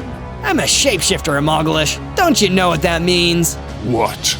It means I am the weapon. And with that, I turned into my final form, a giant ender dragon. No, this can't be. It isn't fair. I can't be defeated by some other lowly shapeshifter. I'm the most powerful being in the world. But all that complaining didn't do him any good. I unleashed my most powerful Dragon's Breath attack on him, and by the time I was done, there was nothing left. A Mogolish was defeated! And once the tribal gremlins were done defeating the last of the wither skeletons, the world could finally be at peace once again. Day 1, I spawned into a cave full of wolves as a devil golem. That explains my devilish charm. Oh wait, looks like I'm only a baby devil golem. Maybe these wolves are raising me. I can't remember much. That's when a huge, scary soul eater came barging out of the shadows, like he was looking for me the whole time. Don't you remember me, Zozo? You used to work for me until you got all those silly ideas about kindness and personal freedom into your head. Why don't you work for me again? You can help my world domination plans come true. World domination? Sorry, Mr. Soul Eater, but that really doesn't sound like my scene. Fine, then perish! And just like that, the Soul Eater started breathing fire. I managed to dodge it just in time, but my wolf friends weren't so lucky. They got fried. Oh no, my wolf friends, you monster! The Soul Eater didn't care. He just watched as I ran out of the cave. Me and my minions are going to hunt you, Zozo. We're the most powerful beings you've ever faced, and I guarantee we'll destroy you within 100 days. 100 days avoiding the Soul Eater and his crazy evil minions? Seemed like I had my work cut out for me. On day 2, I was able to escape the cave with my life, but I wasn't out of the woods yet. In fact, I'd literally run out right into the woods. What a coincidence. And I only have 3 hearts? If I mess with the wrong mob while I'm this weak, I'll be a goner, for sure. So imagine how I felt when a djinn, a powerful magical creature, flew out of the trees and started attacking me. You don't normally find djinns in overworld forests, so he must have been one of the evil Soul Eater's minions. Can't you guys leave me alone? I don't even know what's going on yet. There's something wrong with all of my memories. But the djinn was no talk, all action. He started attacking me with his extreme speed and magical abilities. I didn't stand a chance against him. But just as I was about to give up hope, a glowing wisp suddenly appeared behind me. She seemed almost as frantic as I was. Quick, tell me, are you a good devil golem or an evil devil golem? I'm really trying my best to be a good one. Correct answer, stranger. As the djinn prepared another attack, the wisp grabbed a hold of me and teleported me out of there. On day 3, thanks to being teleported by the wisp, we arrived in a friendly village where things seemed to finally be a little chill. I was grateful for that.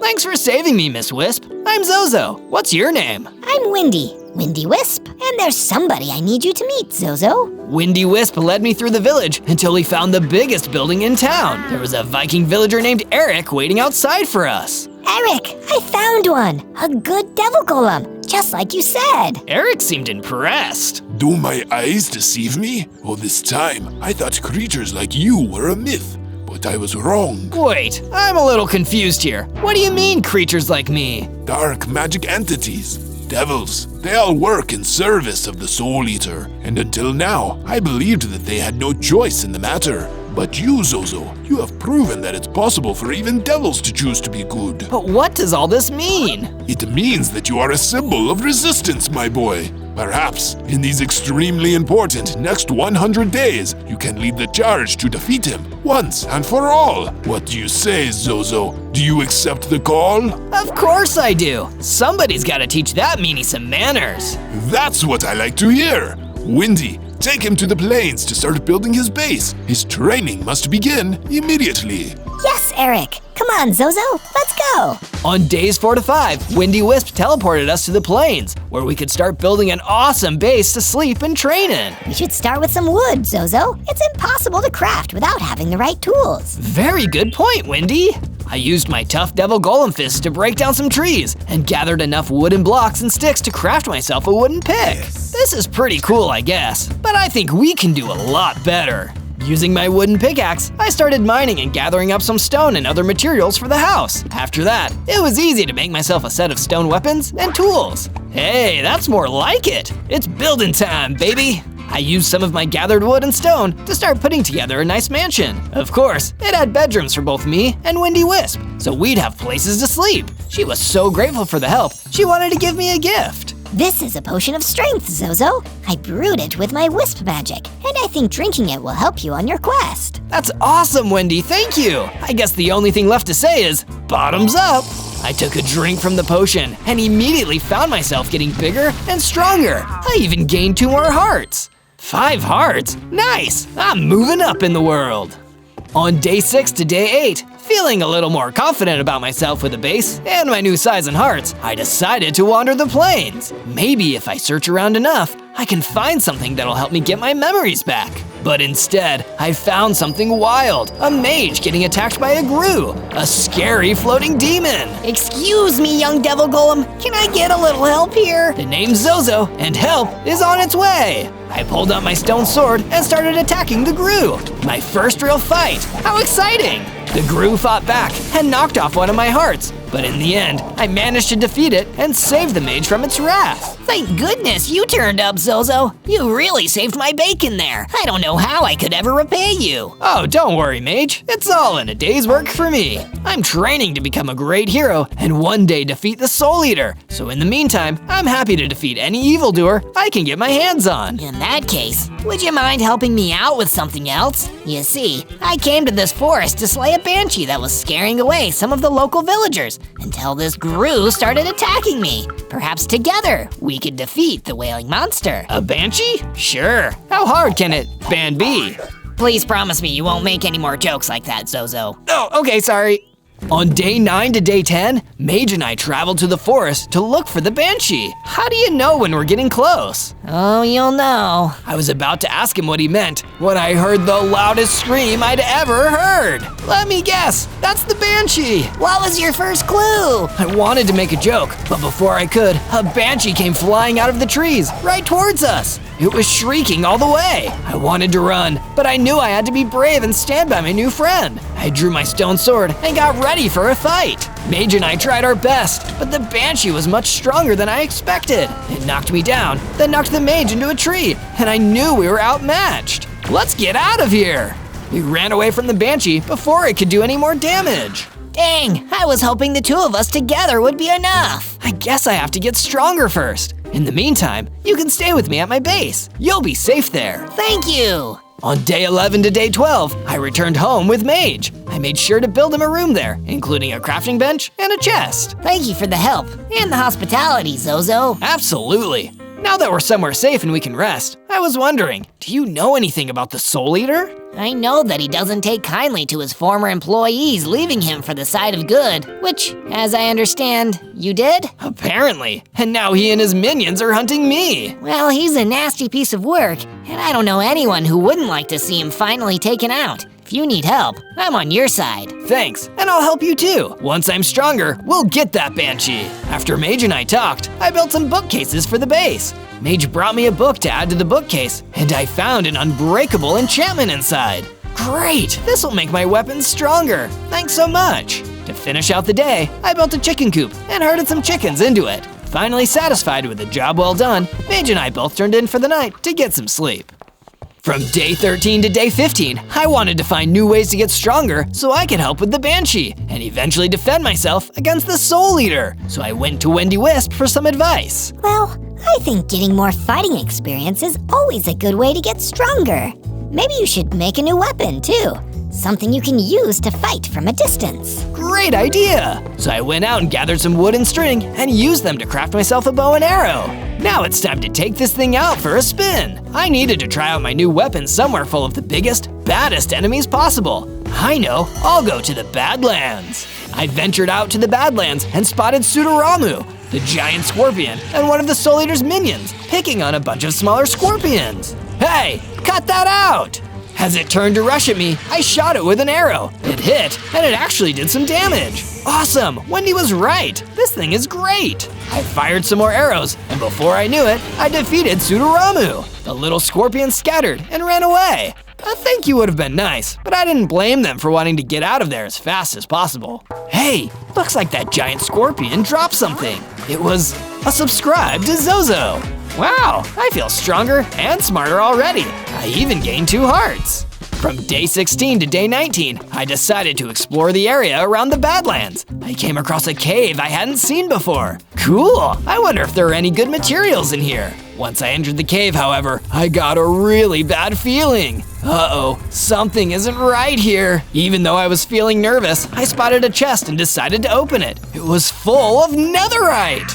Oh, cool! I've never seen this stuff before. How'd you get in here? This cave belongs to the boss. I was ambushed by a wildkin. Do you work for the Soul Eater? That's right. You shouldn't have decided to come in here. Now you'll never leave. He rushed me and started to attack, knocking me into the cave wall. I got him a few more times, and before long, I had managed to win the fight.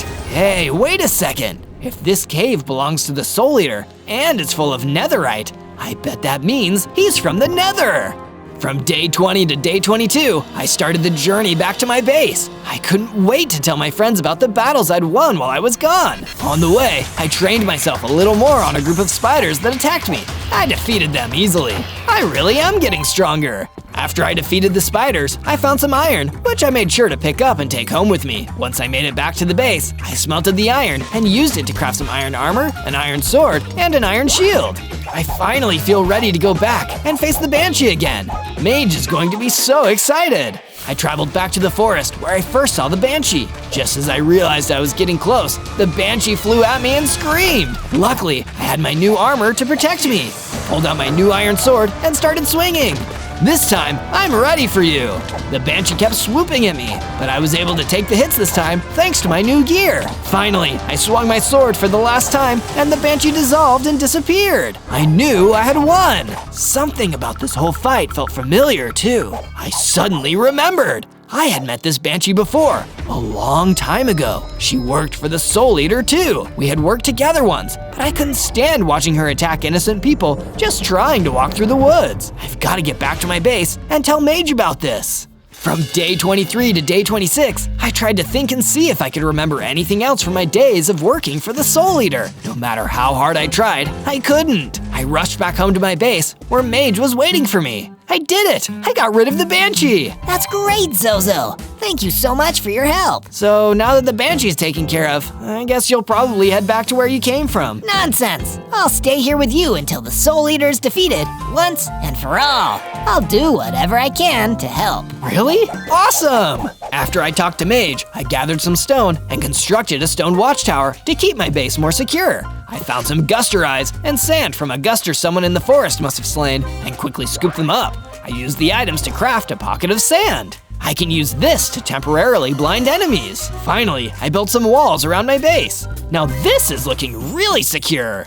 From day 27 to 31, I decided to keep exploring and see what else I could learn about the Soul Eater and my bad old days working for him. My journey took me all the way to the beach. Wow, look at all the sun and sand and that beautiful ocean.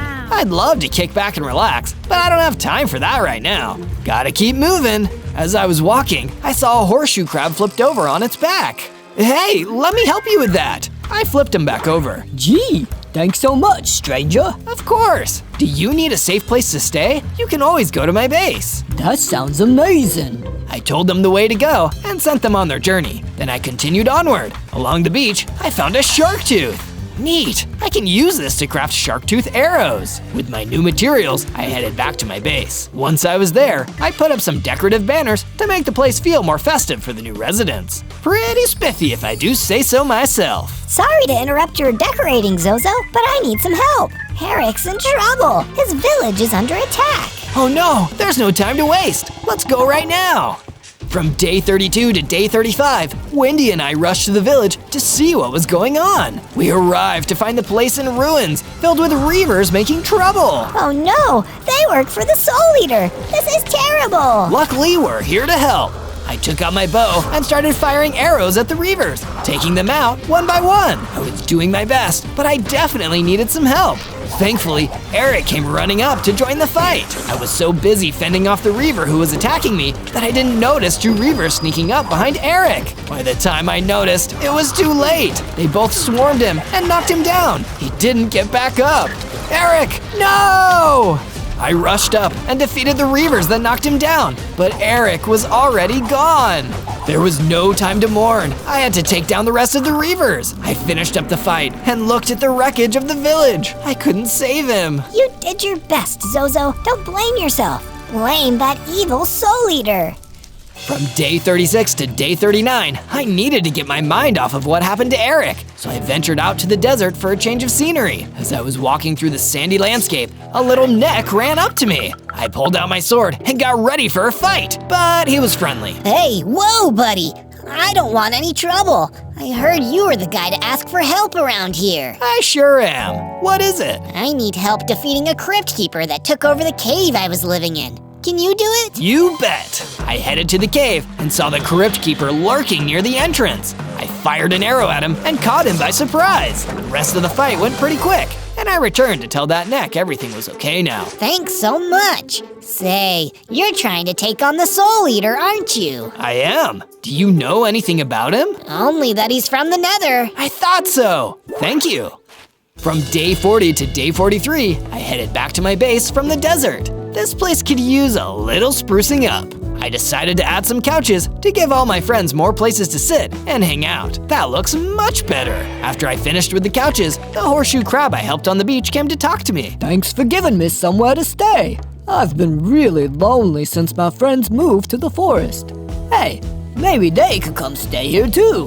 Would that be okay? Sure, I don't see why not. I built some additional rooms for the extra crabs, then headed out into the forest to find them. It was pretty easy to spot crabs in a forest, so I tracked them down and invited them to the base. They were excited to come stay with us. Thank you so much, Zozo. I'm sorry to ask for something else, but could you help me out?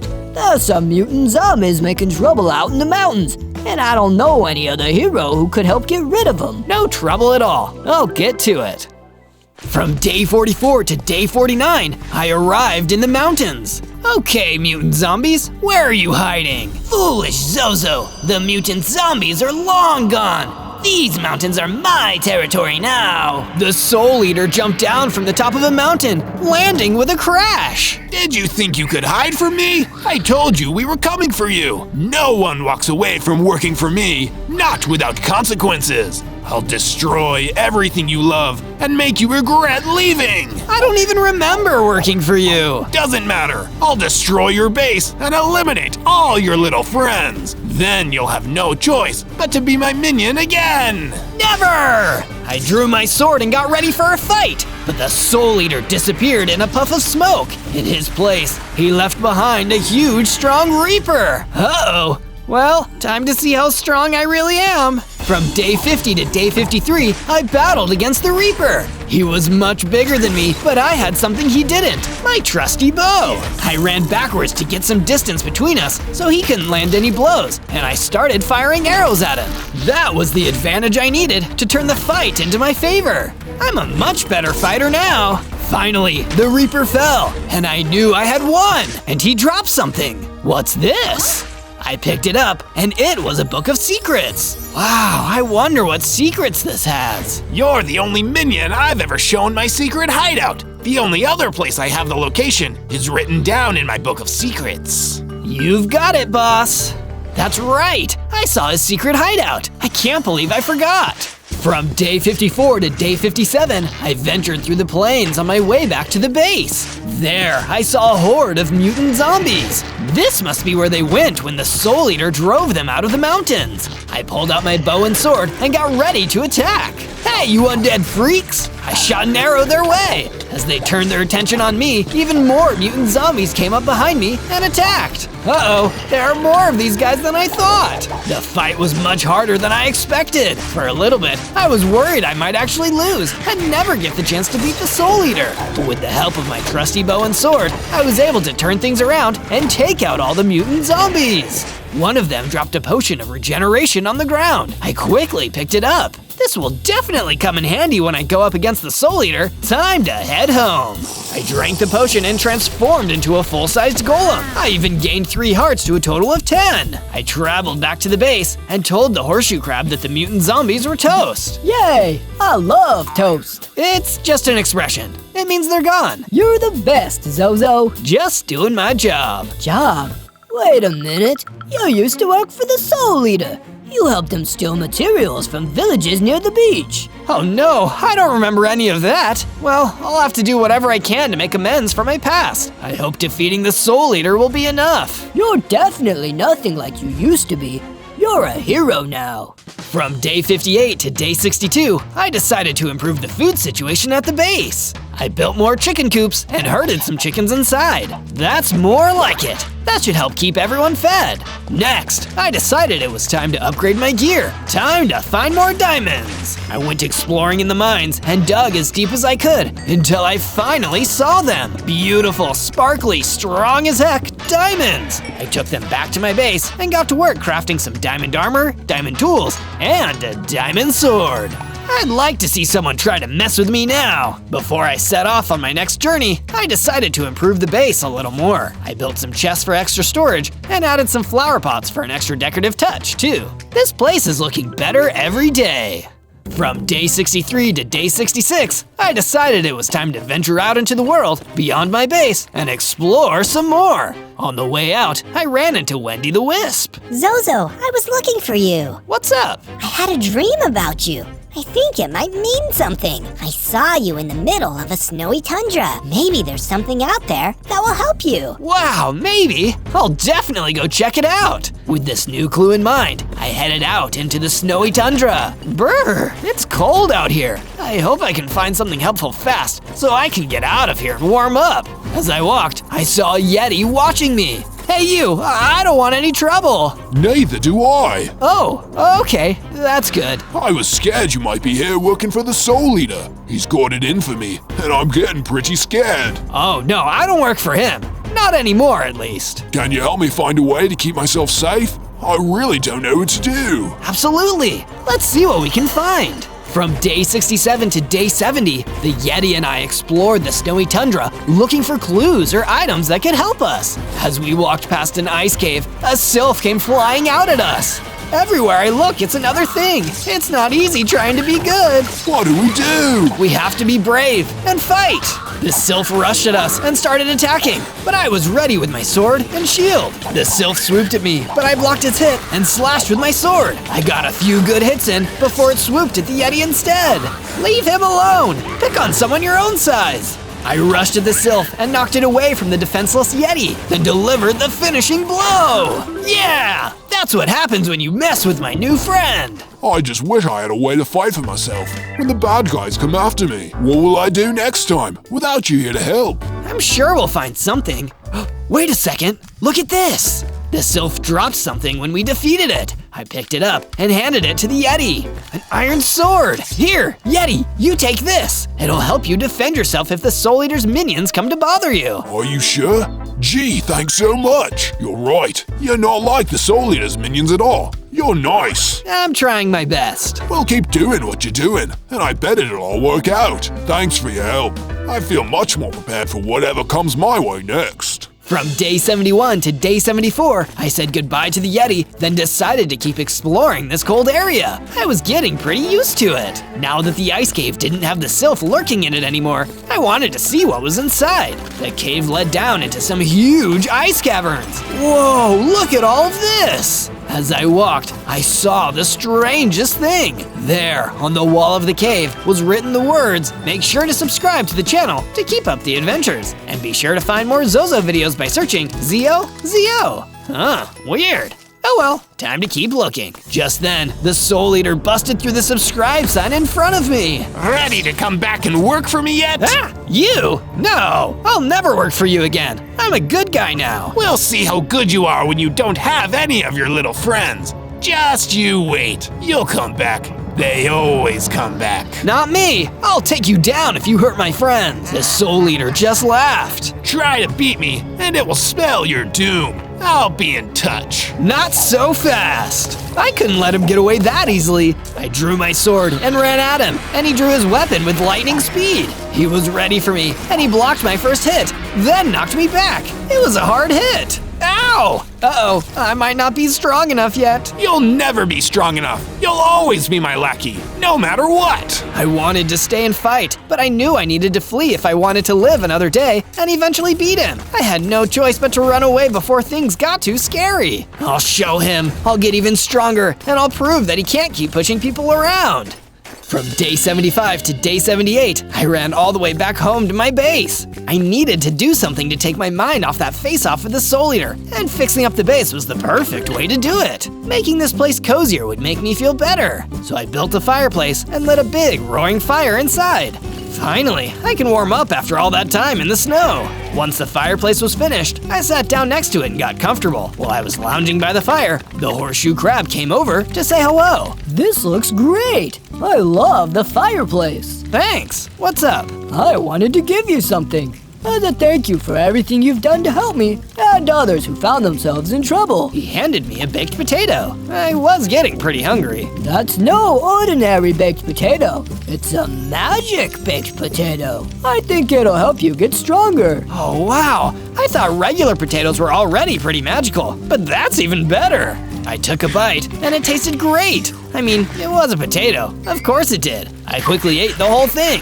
Then, I felt myself growing bigger and stronger. I gained 5 hearts. You weren't kidding. I feel great. You look powerful as the Soul Eater. I sure hope so. Thank you so much. That was an amazing gift. From day 79 to day 84, I decided to test out my new strength on some hostile mobs. Let's see what this new, bigger me is made of. I ventured all the way out to the savannah to see what I could find. There were a ton of skeletons roaming around, and when they saw me, they started closing in around me. Maybe I'd be scared of you back when I was smaller, but now I'm ready to fight. It hardly took me any time at all to beat the skeletons. Take that, you boneheads. After I finished with the skeletons, I was walking around when I spotted a lion curled up on a rock. Sorry, I didn't mean to wake you up. I promise I'm not lying. I laughed at my own joke. The lion looked confused, but then he laughed too. I love jokes. How did you know? I love jokes too. I'm so glad you appreciate a sense of humor. My sense of humor is my pride and joy. Get it? Pride? Like lions? I do get it. Nice one. It's so nice to meet someone who knows how to laugh. You know what? Why don't you take this? I don't need it. And maybe it'll be of some use to you. A crossbow? Thanks. Right on target then? Yeah! From day 85 to day 89, I returned back to my base to show off my crossbow and tell everyone about the hilarious lion I met. When I got there though, it was in chaos. There were wargs attacking my base and tearing it apart. They smashed my flower pots and tore down my banners. If you fools touch my fireplace, I'll freak out. And then I saw it. They had smashed my fireplace. That's the last straw. Get out of my base, or there's more where that came from. I didn't want to destroy them though. I wanted to know where they came from. So when they started to run away, I chased after them. But I lost track of them when I followed them through the forest. Oh no, which way did they go? As I was looking, I ran into a black bear. The wargs? I can point you their way. That would be great. Just help me first and I'll tell you where they went. Get me some honey. I've got a craving, but I don't have any money. No pockets, so I have nowhere to put it. Oh, okay, sure. I searched until I found a beehive. Please don't sting me, bees. I quickly snagged some honeycomb, which I took back to the bear. Here you go. Yum. Okay, they went that way. Wait, couldn't you have just gone to the beehive the whole time? Yeah, but they might have stung me. This worked much better. I didn't have time to argue with this weird bear. I ran after the wargs. From day 90 to day 94, I ran in the direction that the bear pointed me in. I followed the trail until I finally reached the wargs, gathered together in a lair made of bones. I see you finally made it. Come, let's talk. I looked and saw a shade standing at the entrance of the bone lair. I followed him down into the lair. You were waiting for me? I was. The boss wants me to teach you a lesson. Make sure you finally learn your place. You think you're too good for the Soul Eater? You're wrong. I'm stronger now. I can take you. I'm the Soul Eater's second in command. You won't stand a chance. I ignored his Hans and rushed him with my sword. Less talking, more fighting. I swung my sword, but he blocked it, and he knocked me back hard. Uh-oh, he's strong. This is gonna be my hardest fight yet. From day 95 to day 97, I continued my battle against the Shade. I could see why he was the Soul Eater's top henchman. He was really tough. Definitely the toughest of his minions I had fought so far. Then I realized I needed to get some distance from him. I ran back and got my crossbow, then started firing. It was just the advantage I needed. Using a combination of my crossbow and then my sword once he was weak enough for me to get close, I finally finished the Shade off. I did it! When the Shade collapsed, it dropped a map to the Nether portal. This is just what I need. I already knew where to go once I reached the Nether, but now I know how to get there. The side of the map triggered a flashback. You have to do it, Zozo. No, stealing was one thing, but I don't want to hurt anyone. I won't help you burn down the village. They defied me. You would defy me too? If it means I don't have to hurt anyone, then yes, I quit. That was it. That was what made me stop working for the Soul Eater. I wasn't bad. I made the choice to be good. I have to defeat him and stop him from ever hurting anyone else again. Then he'll see that not only am I a good guy now, but good always wins. I'll make the Soul Eater eat his words. On day 98, I returned and found the home was fully fixed by my friends, and I could prepare for battle right away. Only a few days left before the Soul Eater expects me to be dead meat. I'll have to be ready for him. As I was working on gathering diamonds and upgrading some more of my weapons, Wendy the Wisp came up to see me. Zozo, I made this for you. She handed me shark tooth arrows, crafted from the shark tooth I found. This is amazing, thank you. Good luck. I know you can do it. Next, Mage came to see me. I I wasn't so sure about you when we first met, but I've watched you grow so strong and capable. You're going to beat the Soul Eater. I just know it. The horseshoe crab visited me next. I'm so happy that I met you. You're a hero, through and through. I hope you're right. Then a cake was brought out, and I knew everyone was sending me their best luck. There weren't any candles to blow out, but I made a wish anyway. I wished to do my best. On day 99, I made my way through the forest, carefully following the instructions on the map, until I reached the nether portal. But it definitely didn't make me feel good to see that the portal was being guarded by a vicious gang of Krakes that must have been working for the Soul Eater too. Why do so many people work for this guy? Does he just have really good dental or something? I was trying to figure out what I should do when the solution came right towards me. It was my friend, the Yeti, with his iron sword. Yeti, I never expected to see you here. You changed my life, Zozo. Since we met, and you taught me to stand up for myself. I've been traveling around, helping people out too. And now, I can do the same for you. Let me distract those Krakes. That meanie, the Soul Eater, he's all yours. Without another word, the now brave and strong Yeti ran in and started battling the Krakes. It gave me the perfect opportunity to run up to the nether portal and jump right in.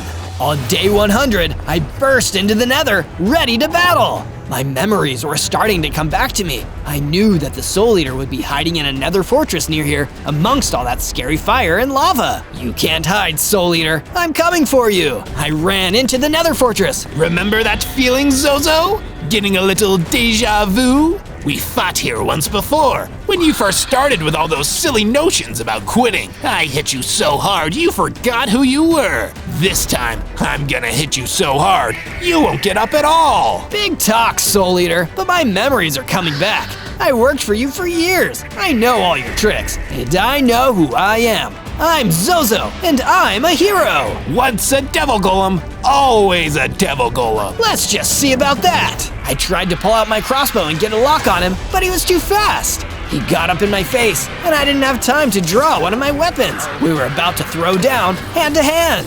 You know, Zozo, to begin with, I wanted to get you back. Now, I'm going to fire you! And he meant that literally, because he tried to push me into one of the many nether fire pits. If I hadn't dodged, I'd be done for. You can't fire me, Soul Eater. I quit. I fought back, unleashing my full force and applying all the knowledge and strength I'd gained over these past 100 days. I kept attacking, kept forcing him back, not even giving him time to strike back. Soon enough, he was exhausted and standing right on the edge of the lava sea. The Soul Eater knew he'd been defeated. But you can't push me in, right, Zozo? Because you're a hero now, and pushing someone into lava isn't what heroes do. I guess you were right about one thing, Soul Eater. Once a devil golem, always a devil golem. No! With one more strike, the Soul Eater fell back into the lava and he was gone forever. I was finally free. On day 1, I spawned into the middle of the Black Forest as HEROBRINE, Minecraft's spookiest phantom. Well, a baby version of HEROBRINE anyway. But why am I here? I was on some kind of altar with a sinister robed figure standing and staring at me. Yes, my plan worked. This is the growing sign that my powers are growing. Plan? Powers? Who are you? And what's going on here? You don't know the name of your master, boy. I am Dorian, the drowned necromancer, master of the undead. And you are my servant. Servant? I didn't sign up for that. I don't even want to be a ghost. I want to have a body. What you want doesn't matter. Without me, you wouldn't exist. And unless I choose to give you a body in the next 100 days, your spirit will fade away into nothingness. Bow to me, boy. Never! And my name is Zozo. With all my might, I jumped out of the altar and ran off into the forest as fast as I could. I didn't want anything to do with Dorian, the drowned necromancer, and his plan to get more power. I need to work on my plan, getting my body back. When I was convinced that I'd lost Dorian, I hid under a tree for the rest of the day. As a restless spirit, I couldn't even get any rest. Being HEROBRINE sure isn't easy. On day 2, I decided to further explore the Black Forest. It was dark and spooky, the exact kind of place that a scary spirit like me would be summoned. If I wasn't a ghost myself, I'd be afraid of running into a ghost around here. And, oh geez, I only have 5 hearts. I thought ghosts were meant to be more durable than this. But I didn't have time to wallow in self-pity for long because a gang of frightening dreadliches emerged out of the trees. Why is everyone around here so eerie? We serve our glorious master, Dorian, the drowned necromancer. He gave us new life, so we owe everything to him. Oh, that's just my luck! And I guess you want to kidnap me and take me back to him for his sinister plans? Huh. We didn't expect you to already know this. I guess it saves us some explanation time at least. In the name of Dorian, we commandeer your soul! The dreadliches punched me! With no weapons and very low health, I didn't have any hope of fighting back against them. Instead, I turned around and ran as quickly as I could. My soul, my rules! The Black Forest seemed dark and infinite, so at least it wasn't difficult to lose those nasty liches. The downside was that I'd gotten lost myself, and as I wandered through the forest, getting more and more creeped out, I ran into a siren! Oh, another ghost! How exciting! Wait, you can see me? Of course I can see you. I'm a psychic. Sarah the Psychic Siren, General Services. Pleased to meet you. So, you're not going to try to steal my soul like everyone else I've met? Steal your soul? Heck no! I'm a huge supporter of spirits' rights. Come with me, my new ghost friend. I'll introduce you to my boss. Finally, having met someone nice, I followed Sarah the Psychic Siren through the trees. On day 3, Sarah led me through the forest until we came upon a small cottage. A sign outside read, "Psychic Services for all ghosts." Wow, I had no idea this kind of place existed, Sarah. There are more ghosts in this forest than you think. It's got to be someone's job to take care of them and help them along their way. Suddenly, the front door opened and a geomancer stepped out. Zozo, meet my boss, Jerry the Geomancer. Jerry, I found Zozo here wandering through the Black Forest like a restless spirit. He needs our help. Is that a fact? It's nice to meet you, Zozo. Tell me, how did you find yourself in this difficult situation? To be honest, I'm not entirely sure. I was summoned and bound by this guy called Dorian, the drowned necromancer, and he told me that if I didn't serve him, I'd disappear in 100 days. It's got me pretty worried. That's concerning. I've heard of many cases caused by this Dorian fellow, a truly dangerous customer. I'm gonna put Sarah on your case. She'll come and help you build a base and get situated. And together, we'll get your body back.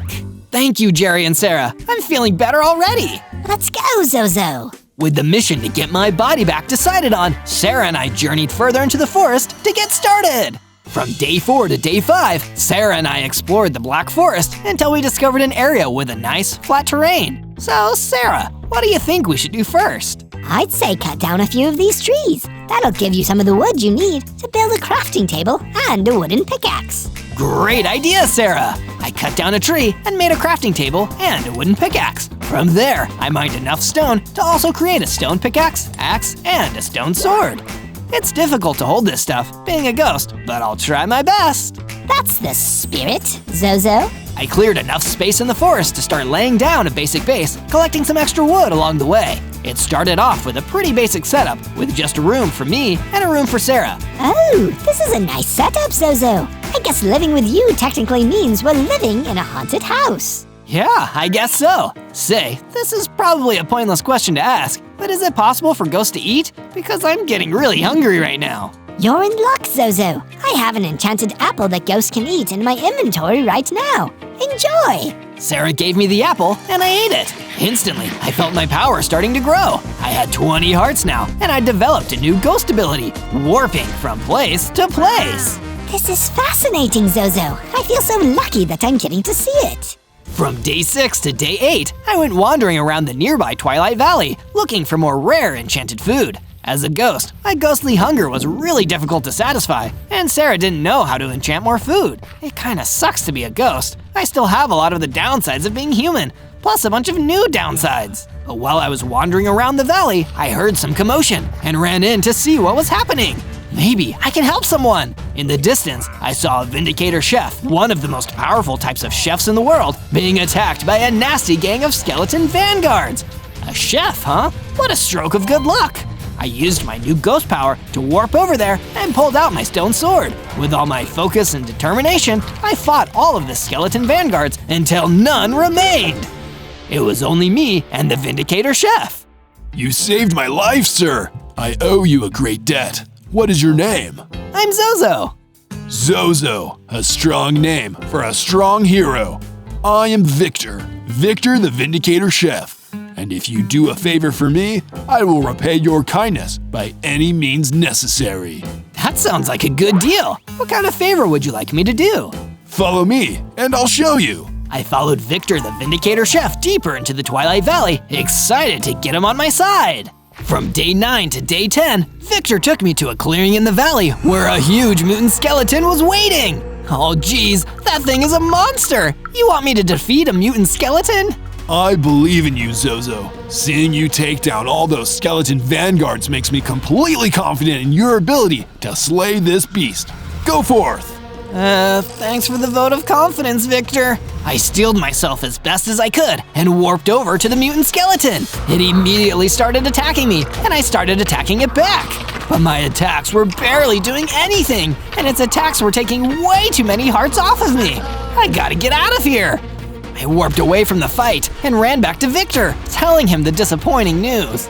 Oh, well, I'm sure you tried your best nonetheless. I suppose we'll go our separate ways. No, hear me out. I could really use a Vindicator Chef back at my base. You're the only type of chef who can cook the type of enchanted food I can eat.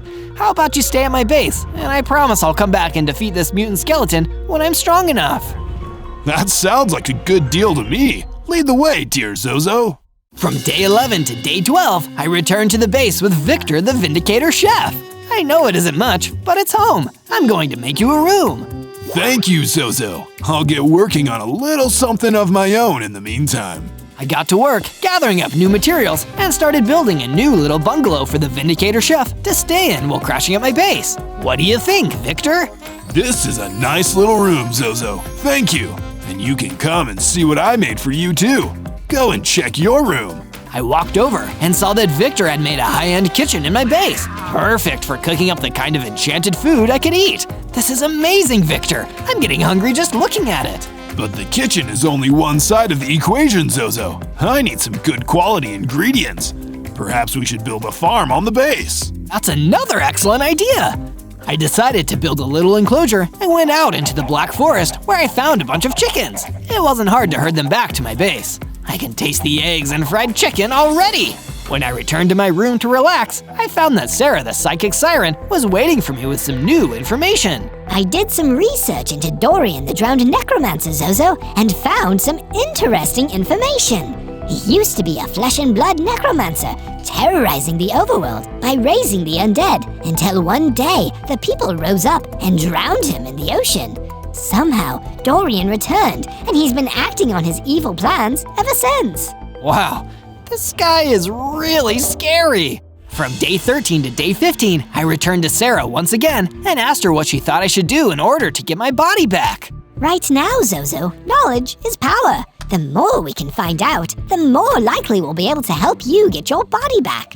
Head out to the Twilight Valley and see what you can find out. That's an excellent idea, Sarah. I journeyed out into the Twilight Valley, which reminded me of the time that I'd failed to defeat the mutant skeleton. Why is nothing ever easy around here? But my difficulties were only just getting started. One of the Dreadliches who worked for Dorian the Drowned Necromancer came from behind me, ready to fight me.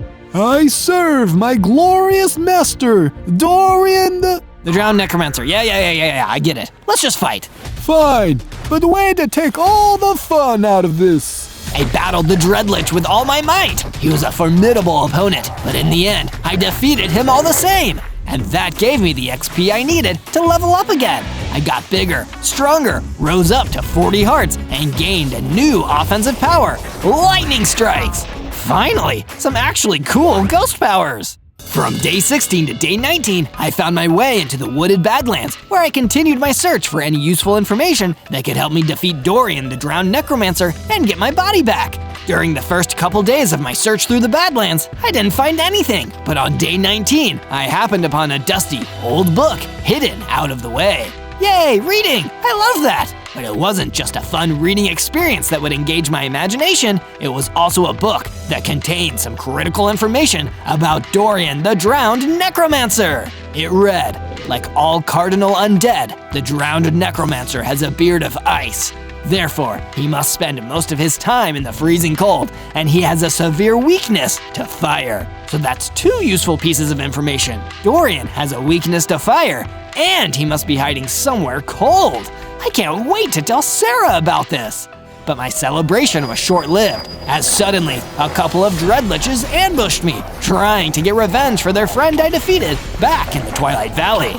Thankfully this time, I had the power of ghostly lightning in my hands. I fired some lightning bolts at the dreadliches until they were destroyed. I'm getting my body back no matter what. From day 20 to day 22, I continued through the wooded Badlands, feeling strong and confident about all the information I'd found recently. I ran into a nasty gang of hungry spiders and used my new lightning ability to zap them. These spiders are hardly a threat to me now. I decided that now was the perfect time to upgrade my gear too. I searched until I found an underground cavern and looked around until I found some iron ore. I mined the ore and smelted it into some ingots, creating an iron sword and an iron pickaxe. Now I'm stronger than ever. Come to think of it, I have some unfinished business to take care of now. Remembering the debt I owed to Victor the Vindicator Chef, I returned to the Twilight Valley and hunted down that scary mutant skeleton I'd agreed to defeat. When I saw the mutant skeleton, I first unleashed a lightning strike, stunning it. Then I ran in and struck it again and again with my new iron sword until it was no more. A HEROBRINE always pays his debts. From day 23 to day 26, I returned to the base to let Victor the Vindicator Chef know that I had paid my debt to him by defeating the mutant skeleton. I can see that you've gotten strong, just like you promised you would. That's right, and I plan on becoming even stronger, Victor. They'll start calling me Victor too, because I won so many battles. But that's my name, Zozo. Won't that get confusing? True. I guess I'll just stick with Zozo.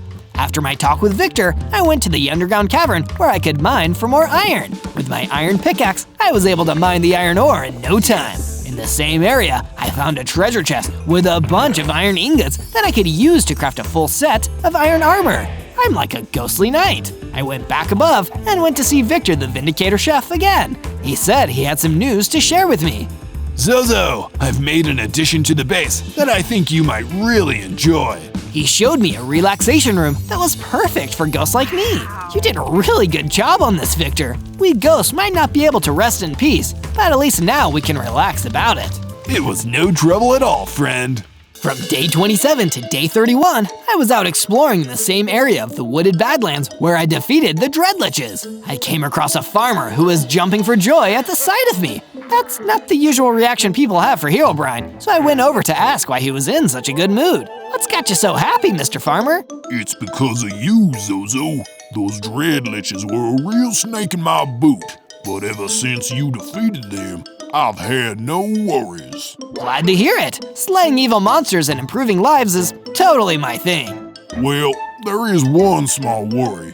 When those dreadliches were still around, one of them scared off all my sheep. I needed them for wool. I'll help you out. You can even come live at my base if you'd like. That sounds pretty keen, Zozo. I led the farmer back to the base, then set off through the Black Forest to find some sheep so I could gather the wool that the farmer was looking for. Taming them was easy enough, and soon there was enough wool to go around. Afterwards, I decided to do some decorating. These HEROBRINE banners will show the mobs that this base is home to one mighty ghost. With the decorations done, I found Sarah the Psychic Siren waiting inside. There you are, Zozo. You have to leave the base with me now. It's an emergency. What's going on? Come on, I'll explain when we get there. From day 32 to day 35, I left the base with Sarah and traveled through the Black Forest. Along the way, we were ambushed by a small gang of dreadliches. Boy, does this feel familiar. I should have seen this coming. I am a psychic after all. We serve our glorious master, Dorian the Drowned Necromancer. They really do say it every time, don't they, Sarah? They sure do. Hey, don't diss our catchphrase, or we'll have to get mean. Well, meaner. The Dreadliches began to attack, so I zapped them with my ghost lightning strikes. None of the Dreadliches I had fought before had seen that ability, so it took them by surprise, and I was able to quickly defeat them. We traveled on, and I soon noticed that Sarah and I had come to the place where Jerry the Geomancer had resided before. This time, it was completely destroyed, and the area was full of Dorian's Dreadliches. Hey, this is Jerry's place. Get out of here! It looks like we were too late, Zozo. This is exactly what I foresaw in my psychic vision. I knew what Sarah meant when I saw Jerry backed against a corner. He had tried to fight the Dreadliches on his own, but he was about to die. Zozo, is that you? It seems I won't be able to see you get your body back. Jerry, I'm sorry. We got here as fast as we could. Don't worry about me.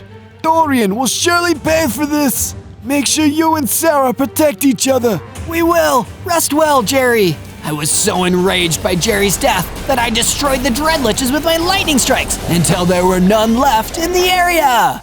From day 36 to day 39, I made a return trip back to the Twilight Valley. It hadn't changed much since the other time I was here, but there was a fisherman at the local pond who I hadn't seen before. Hello there, I'm Zozo. Well, hi there, Zozo. I'm fishing. Oh, I'm just kidding. My name is Fred the Fisherman, and I could use a hand. Sure, Fred. What seems to be the problem?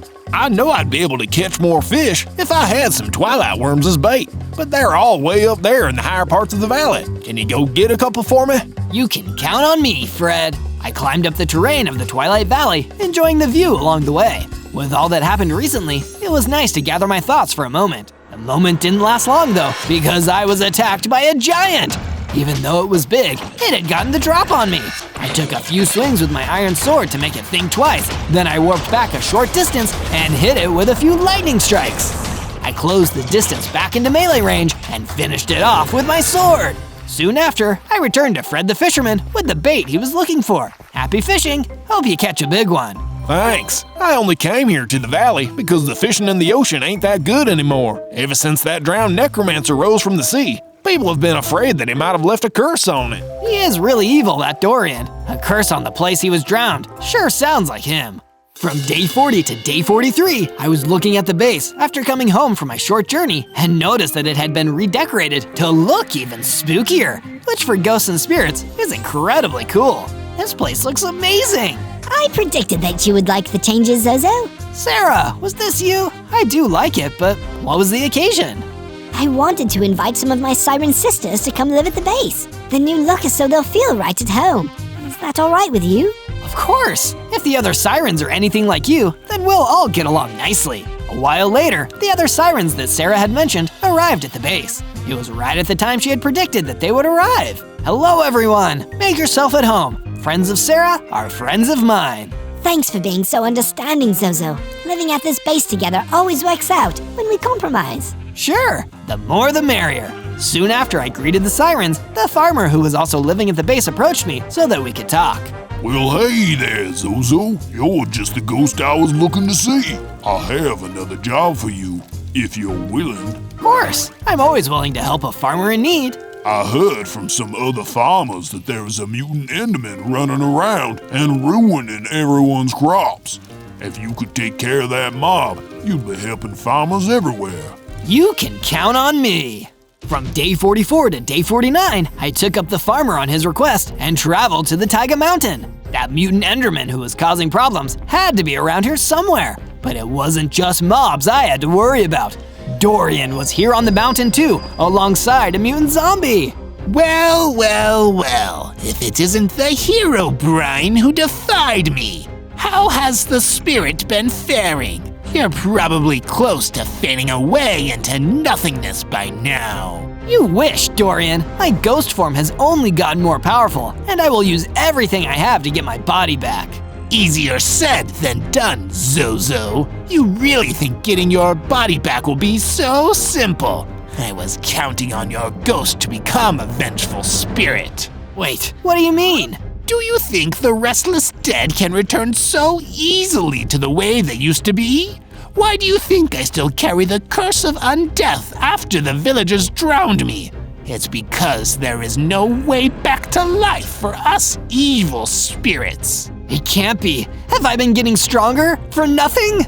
Yes, embrace your rage and frustration. Become the monster HEROBRINE and forget about reclaiming your body.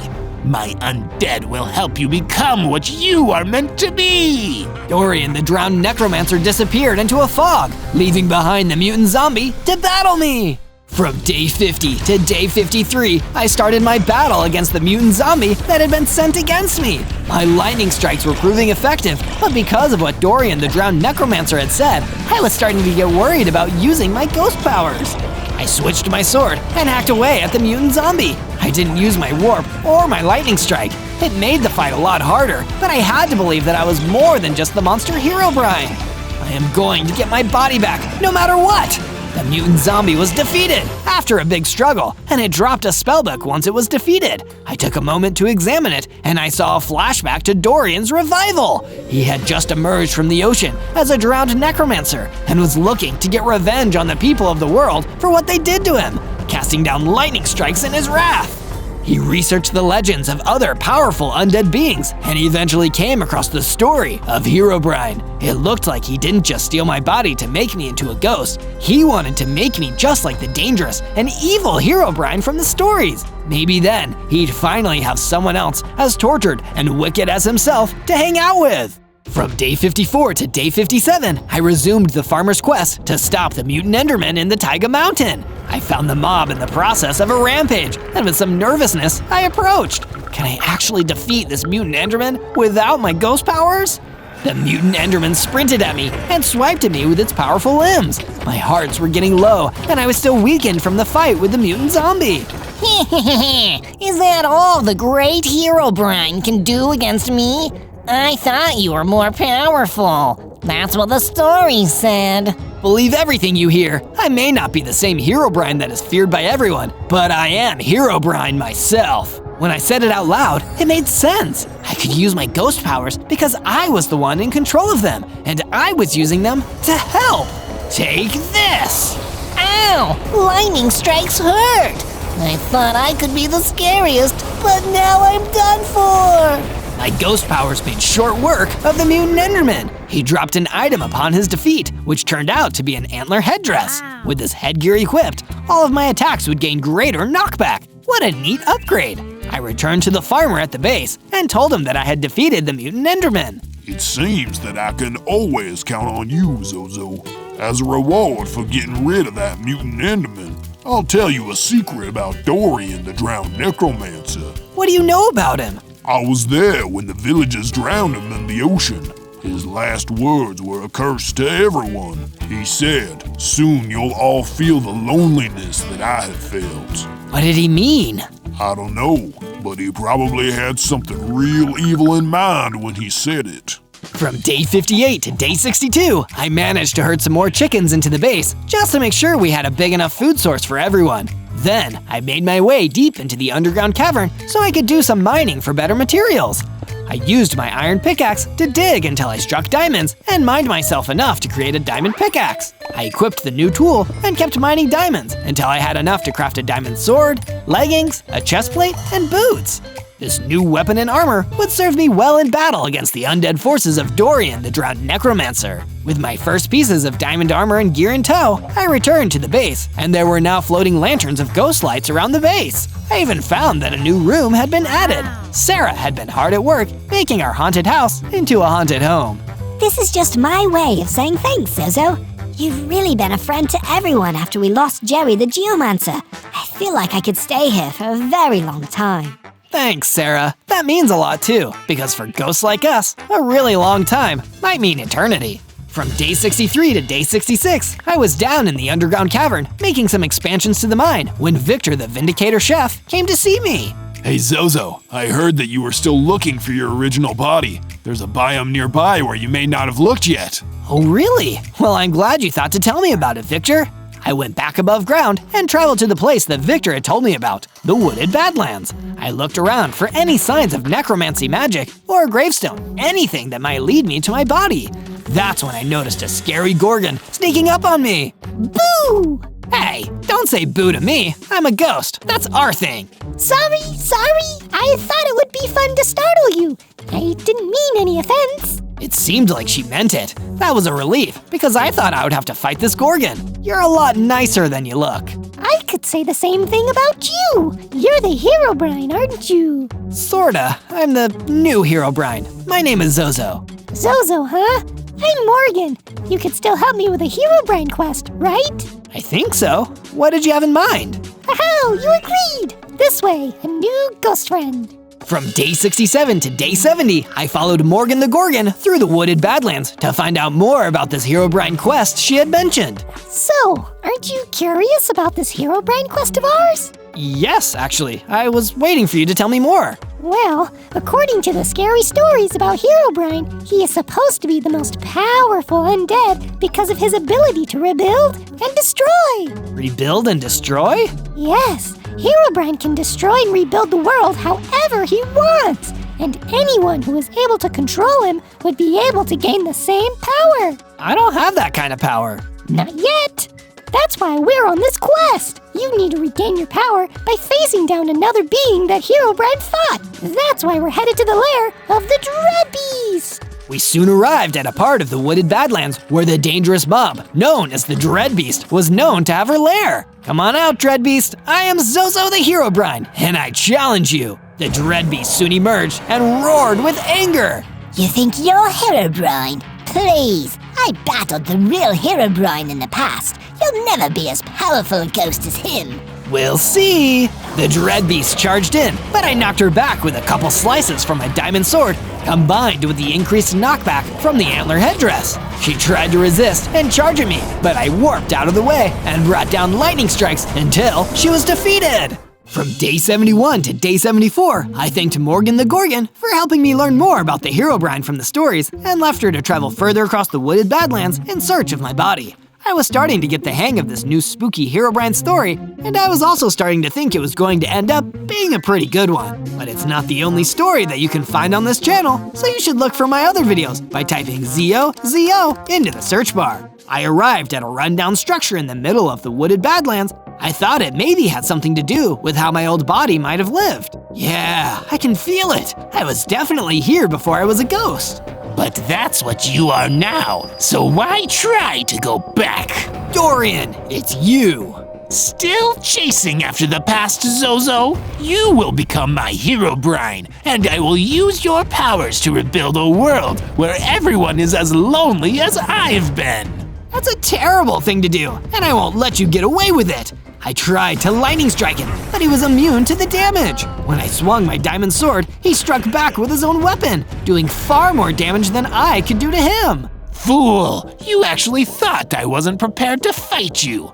You'll get a bit stronger, but your ghost form will still fade away. Before then, I do hope you help me achieve my lonely world.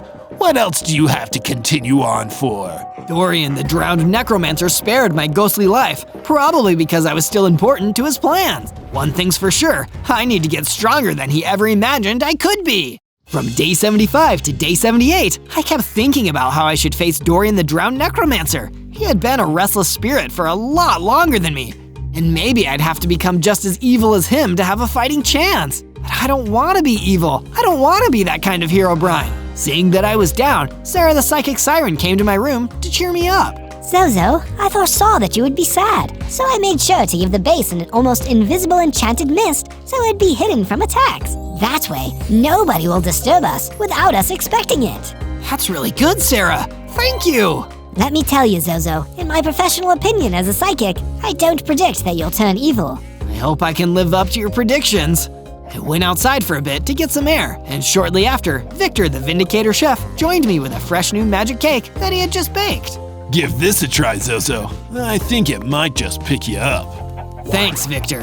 I gobbled up the cake and felt a transformation coming on. I doubled in size, and my heart gauge increased to contain 80 hearts. Victor sure knows how to cook.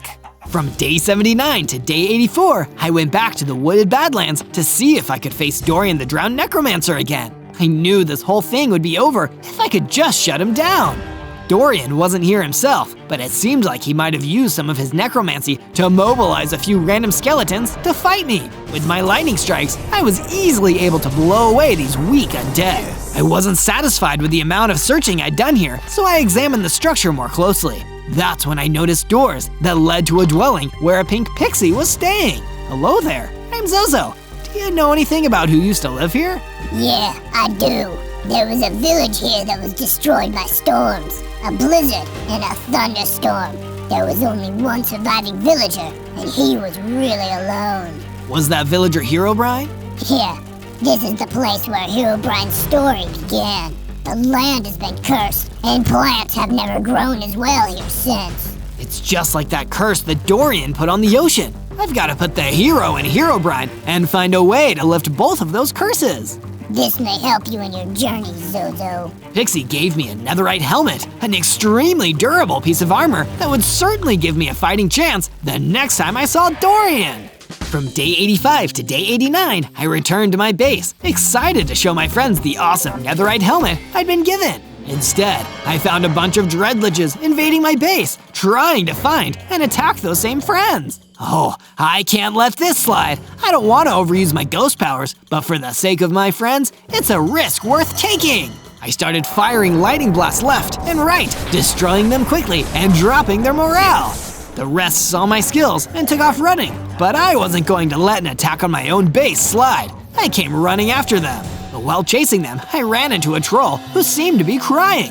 As much as I wanted revenge, I didn't want to leave a clearly distressed guy on the hook like that. So I asked him what was wrong.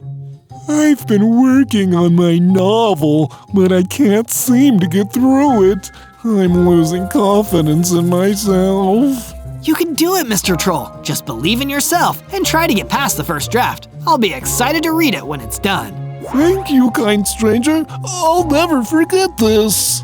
From day 90 to day 94, I followed the surviving dreadliches into the snowy plains. It was freezing. I remembered what I had read about Dorian before. He needs to be cold. He must be hiding somewhere out here. I'm on his territory now. But I couldn't afford to worry about that just yet. I needed to track down and defeat those liches. Eventually, I caught up to them. They must have gotten exhausted and stopped. I finally had my chance. You guys are gonna pay for attacking my base. Oh, Zozo, you're so naive. Dorian knew everything. He predicted exactly what you'd do. And now you're going to get destroyed. You've never been able to destroy me before. What makes you guys think you're gonna be able to do it now? Oh, it won't be us, Zozo. It'll be him. A huge, terrifying Dread Knight stepped out, and the Dreadliches all ran off. He must have been one of Dorian's most dangerous henchmen yet. Even as a ghost, I think I'm gonna ache after this one. From day 95 to day 97, I went head-to-head with the Dread Knight. And he was as fast and as powerful as I'd feared. And as the battle went on, I was worried I might be doomed until I got a second wind and fought back with all of my might. Soon enough, I defeated even the terrible Dread Knight, the deadliest of Dorian the Drowned Necromancer's henchmen. I'm stronger than I've ever been, but does this mean I'm doomed to become evil and end up serving that monster? But my worried thoughts were interrupted by a new discovery. When the Dread Knight was defeated, he dropped a notebook containing instructions direct from the enemy. Destroy Zozo. He is unworthy of the title of HEROBRINE. Return to the Iced Cave when you are done. If you need anything extra to finish the job, check the chest behind the broken boulder. So now I knew that Dorian was hiding in some kind of ice cave, and that note about the chest really intrigued me. I searched the snowy plain until I found a boulder that looked half shattered, and then I found a chest behind it. And inside the chest was a battle axe. This belongs to Dorian. I can't wait to give it back to him. On day 98, I returned to my base to tell everyone who'd helped me how all of this was going to unfold. For all I knew, it might be my final chance to speak with them. Guys, I wanted to thank all of you for how much you've helped me. I never could have gotten this far without you. This final part is so dangerous that I have to do it alone. Dorian is more powerful than ever, but I'd rather be destroyed than let him use me as an evil tool.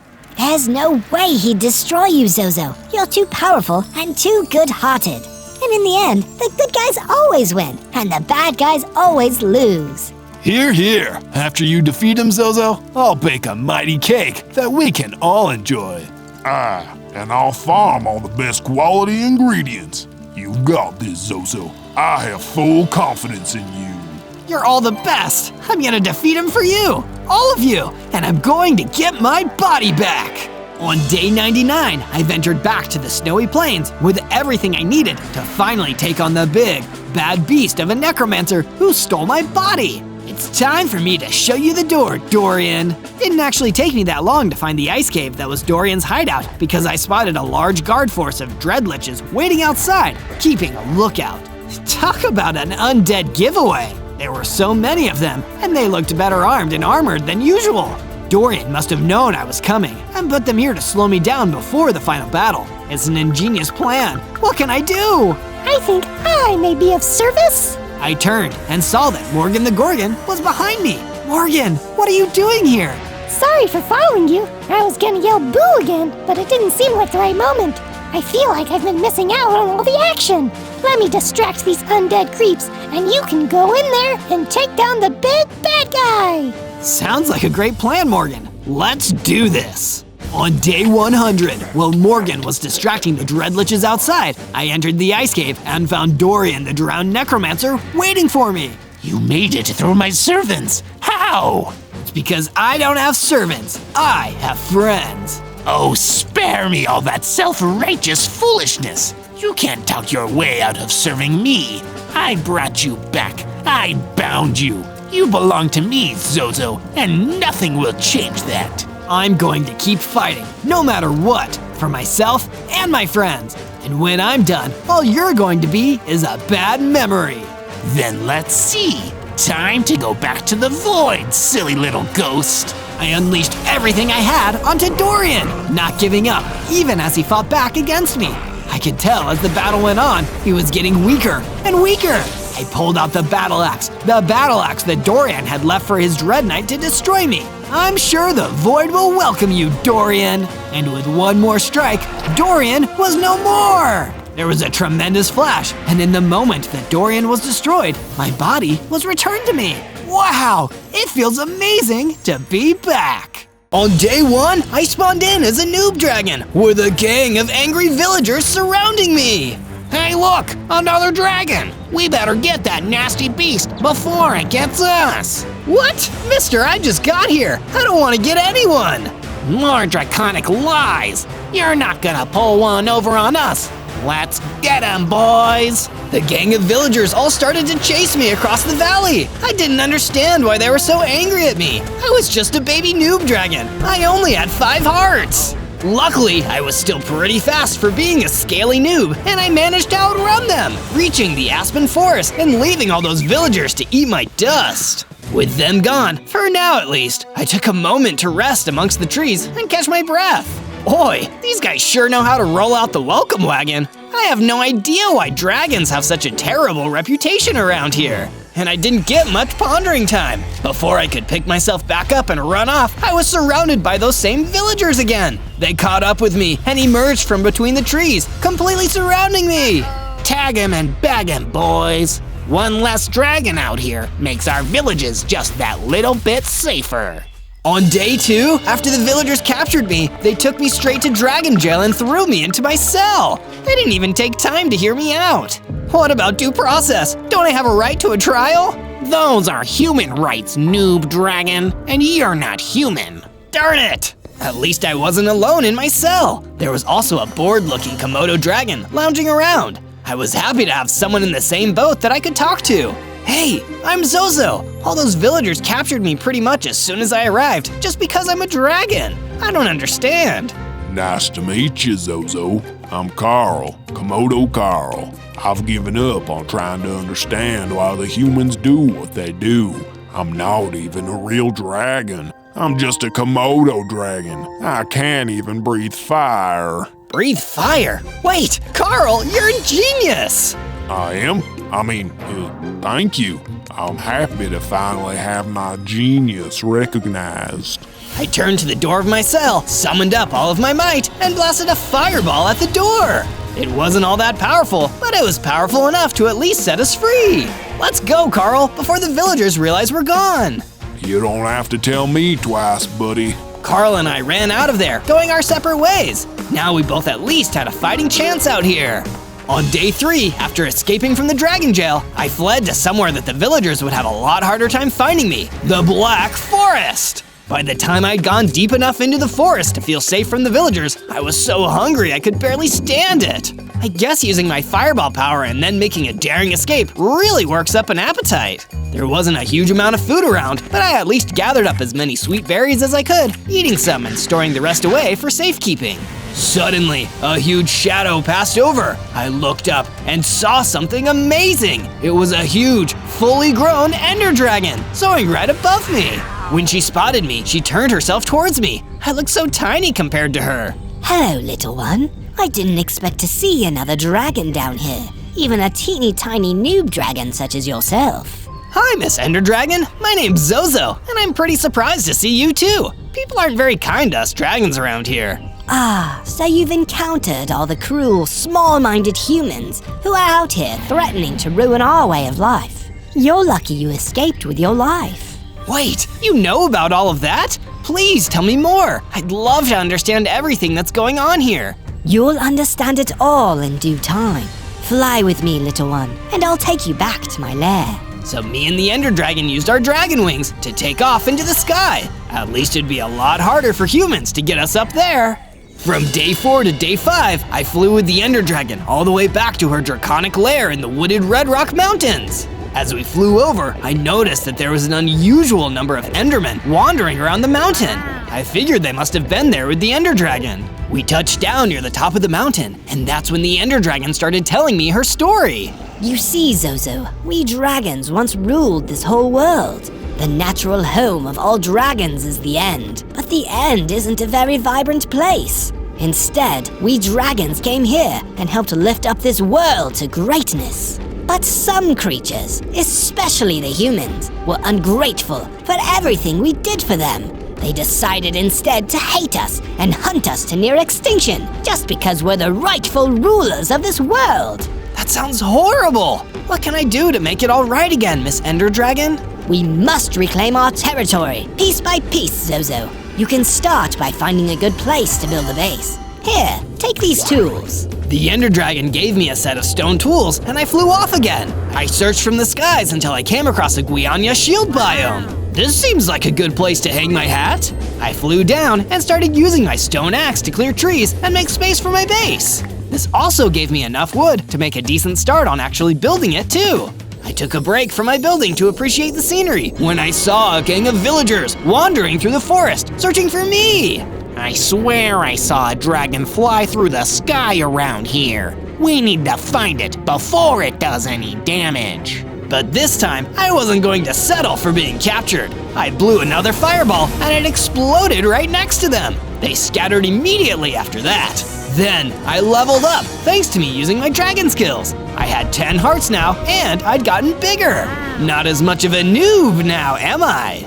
From day 6 to day 8, I was exploring more of the Guiana shield when I happened upon a sad-looking raccoon wandering through. Hey raccoon, is everything okay? You look a little glum. Of course I look glum. My home just burnt down. I'm the only one who got out. Oh no, that's terrible. I'm so sorry. What happened? Was someone being careless with matches?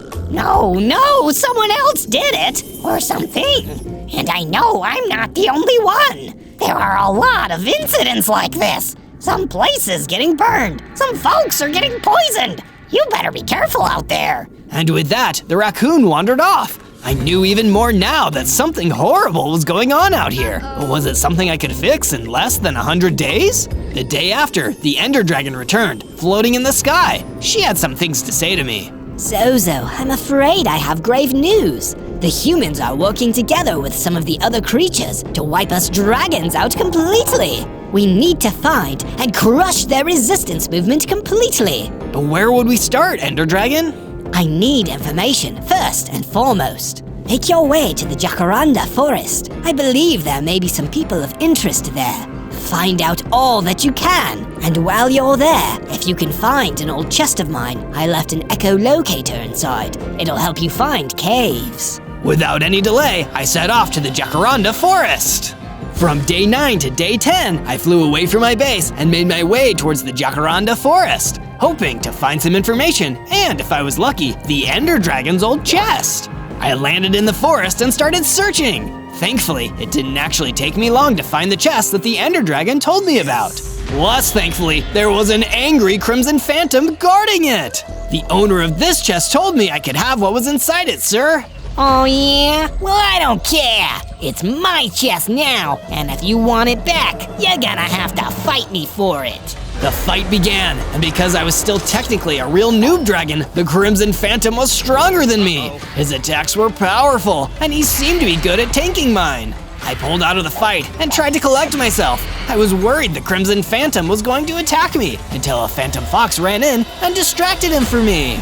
Hey, Crimson, don't you know why you shouldn't fight with dragons? You'll get burned. This was just the distraction I needed to fire a fireball at the Crimson Phantom, destroying him for good. Thanks for the assist, Phantom Fox. No problem, Noob Dragon. With the Crimson Phantom gone, I easily searched the chest and grabbed the echolocator. The Phantom Fox was still there, waiting for me. Say, want to come visit my friend, the Elder Guardian? I think he'd like you. Sure, he might be able to help me with some information I need. We traveled deeper into the forest until we came upon the Elder Guardian. All three of us sat down to chat, and I asked the Elder Guardian if he knew anything about the human resistance groups. Resistance groups? Where have you heard of such a thing? I don't know of any resistance groups, just people trying to do their best to survive hard times. Interesting. I'll report back with that. From day 11 to day 12, I flew from the Jacaranda Forest back to the wooded Red Rock Mountains, where the Ender Dragon was waiting for me. Well, do you have anything to tell me about the resistance groups? Our continued survival depends on it, Zozo. I spoke to some people, and the funny thing is, nobody seems to know about any resistance groups, just people trying to survive. Fools! All of them fools! Do I have to do everything myself? Gather up some iron from a cave to create some iron armor, then find a remote village to the south of here. You'll see evidence of the human resistance with your own eyes, since you seem to have so little trust in me. I had no idea why the Ender Dragon seemed so mean and angry with me all of a sudden, but I figured I still better do what she said. I flew down from the mountain and used the echolocator to find the nearest cave. I headed inside and started mining until I found some iron ore. This would be perfect for armor and tools. But when I left the cave, some angry dread thralls were waiting for me. Can't you guys give me a break? I've been having kind of a rough week. They didn't listen. Instead, they attacked. Luckily for me, it was easy to make short work of them with my fire breath attack. Now I need to go find that remote village. From day 13 to day 15, after searching for a couple of days, I found the remote village that the Ender Dragon told me about. But it seemed so peaceful. It was a small, isolated community guarded by a single iron golem. They didn't even seem bothered by me being there, like the villagers that had first imprisoned me. A lot of what the Ender Dragon told me doesn't seem to add up. Something's wrong. I need to get out of here and find out the truth. From day 16 to day 19, I flew back to the wooded Red Rock Mountains to get some straight answers out of the Ender Dragon, only to find that she wasn't there. This whole situation just keeps getting weirder and weirder. I'm starting to get a little worried, honestly. I flew back to my base, turning this whole thing over in my mind, when I noticed someone was already at my base, waiting for me. It was one of the villagers from that little remote village that the Ender Dragon made me stake out. Oh gosh, I hope you're a nice dragon, because that evil Ender Dragon is attacking my village, and I need some help. Wait, the Ender Dragon? Oh no, don't worry, I'll go over there right away. I flew back to the remote village and saw, to my horror, that the villager was right. The Ender Dragon was flying above, destroying everything. I flew in and tried to reason with her. Ender Dragon, why are you doing this? These people aren't part of the resistance. You gullible fool! You barely deserve to call yourself a dragon. There is no resistance. There are only we dragons and all inferior species. You can either be with me or against me. I'm not going to let you hurt innocent people, Ender Dragon. Then you're against me. The Ender Dragon blew one of her poisonous purple fireballs at me, and everything went black. From day 20 to day 22, I woke up from being knocked out and found that the Ender Dragon was gone. But she'd also destroyed the entire village and left no survivors. Except for one iron golem, who was left without anything to defend. I feel terrible. It was my duty to defend them, and now they're all gone because of me. It isn't your fault, Iron Golem. It was the Ender Dragon's fault. Come back to my base with me. We'll work together to defeat the Ender Dragon and avenge everyone she hurt. Yes, that sounds like the only way that I can bring my heart some peace. The Iron Golem and I went back to my base. I let him stay in my house and made sure he was happy here. Thank you, Zozo. This looks like a wonderful place to stay. And while I was there, I built a smelting furnace where I turned my iron ore into iron ingots, built a few new pieces of armor, and an iron pickaxe. I'm going to use all my might to become an experienced dragon and take down the Ender Dragon for all she's done. From day 23 to day 26, I decided to take my new iron gear out for a spin. If I was going to become a mighty enough dragon to defeat the Ender Dragon, I needed to get to work and explore some new areas. I ventured out to the desert and started looking around. Then I spotted a Vex Piglin attacking a Komodo dragon. Wait a second, I know that Komodo dragon. Komodo Carl, I'll save you!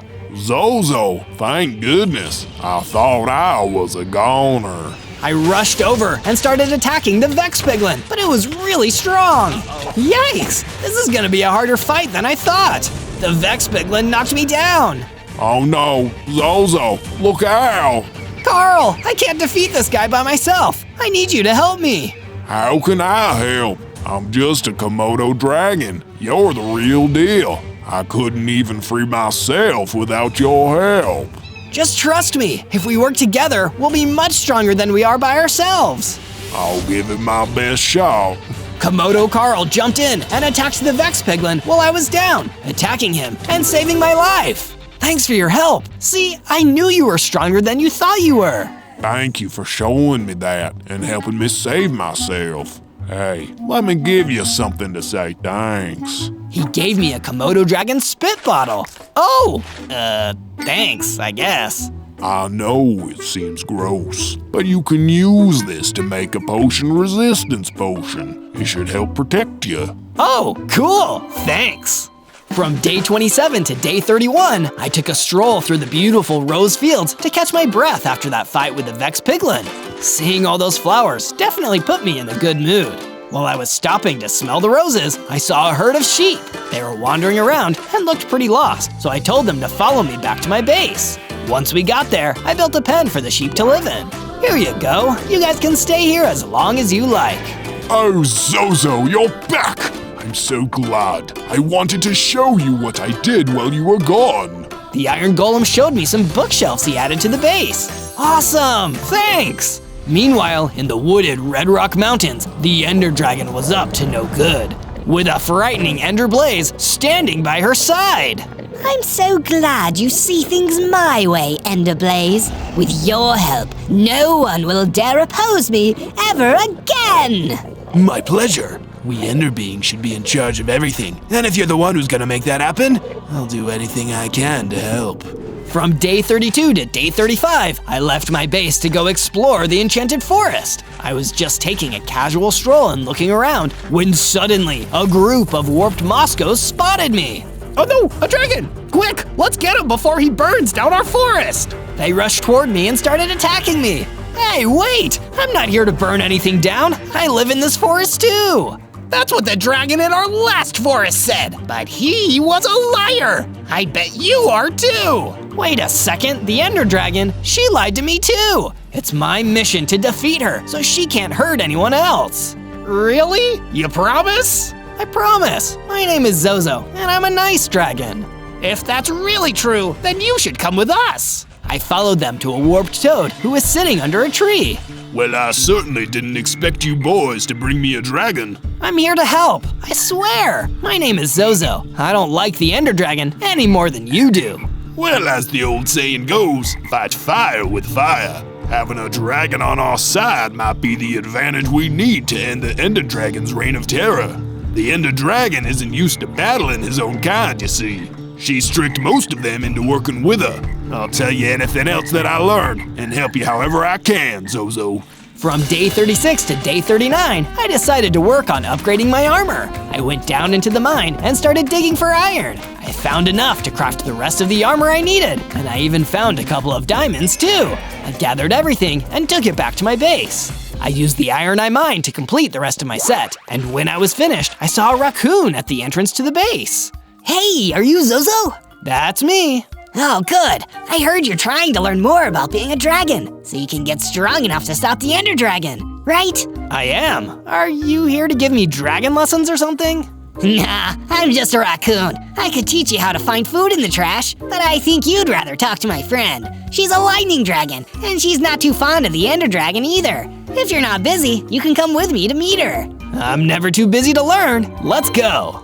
From day 40 to day 43, I followed the raccoon to the Araucaria Savannah. She's really excited to meet you. Oh geez, but I'm just a noob dragon. I'm still learning. Yeah, but you were brave enough to stand up to the Ender Dragon. That's a big deal. Here she is. I saw a huge, tough lightning dragon sunning herself in the middle of the savannah.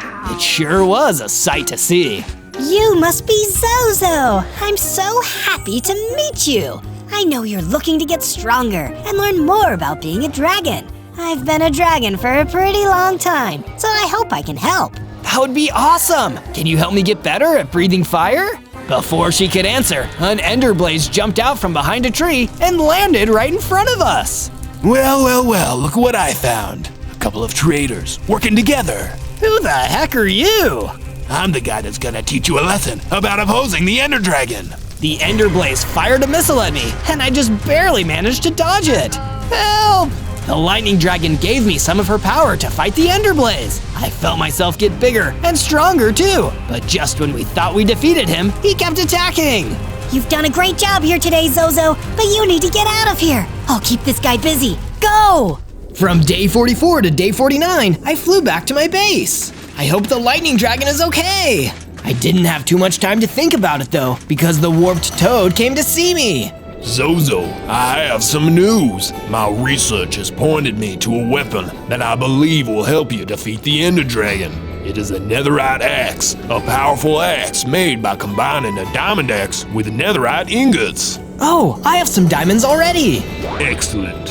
And you have the amount of diamonds required to craft a diamond axe? Well, no, I need to go get more diamonds. Then hop to it, young dragon. Time is of the essence. I get it. Hop like a toad. Very funny. This is no laughing matter, Zozo. Much is at stake. Good luck.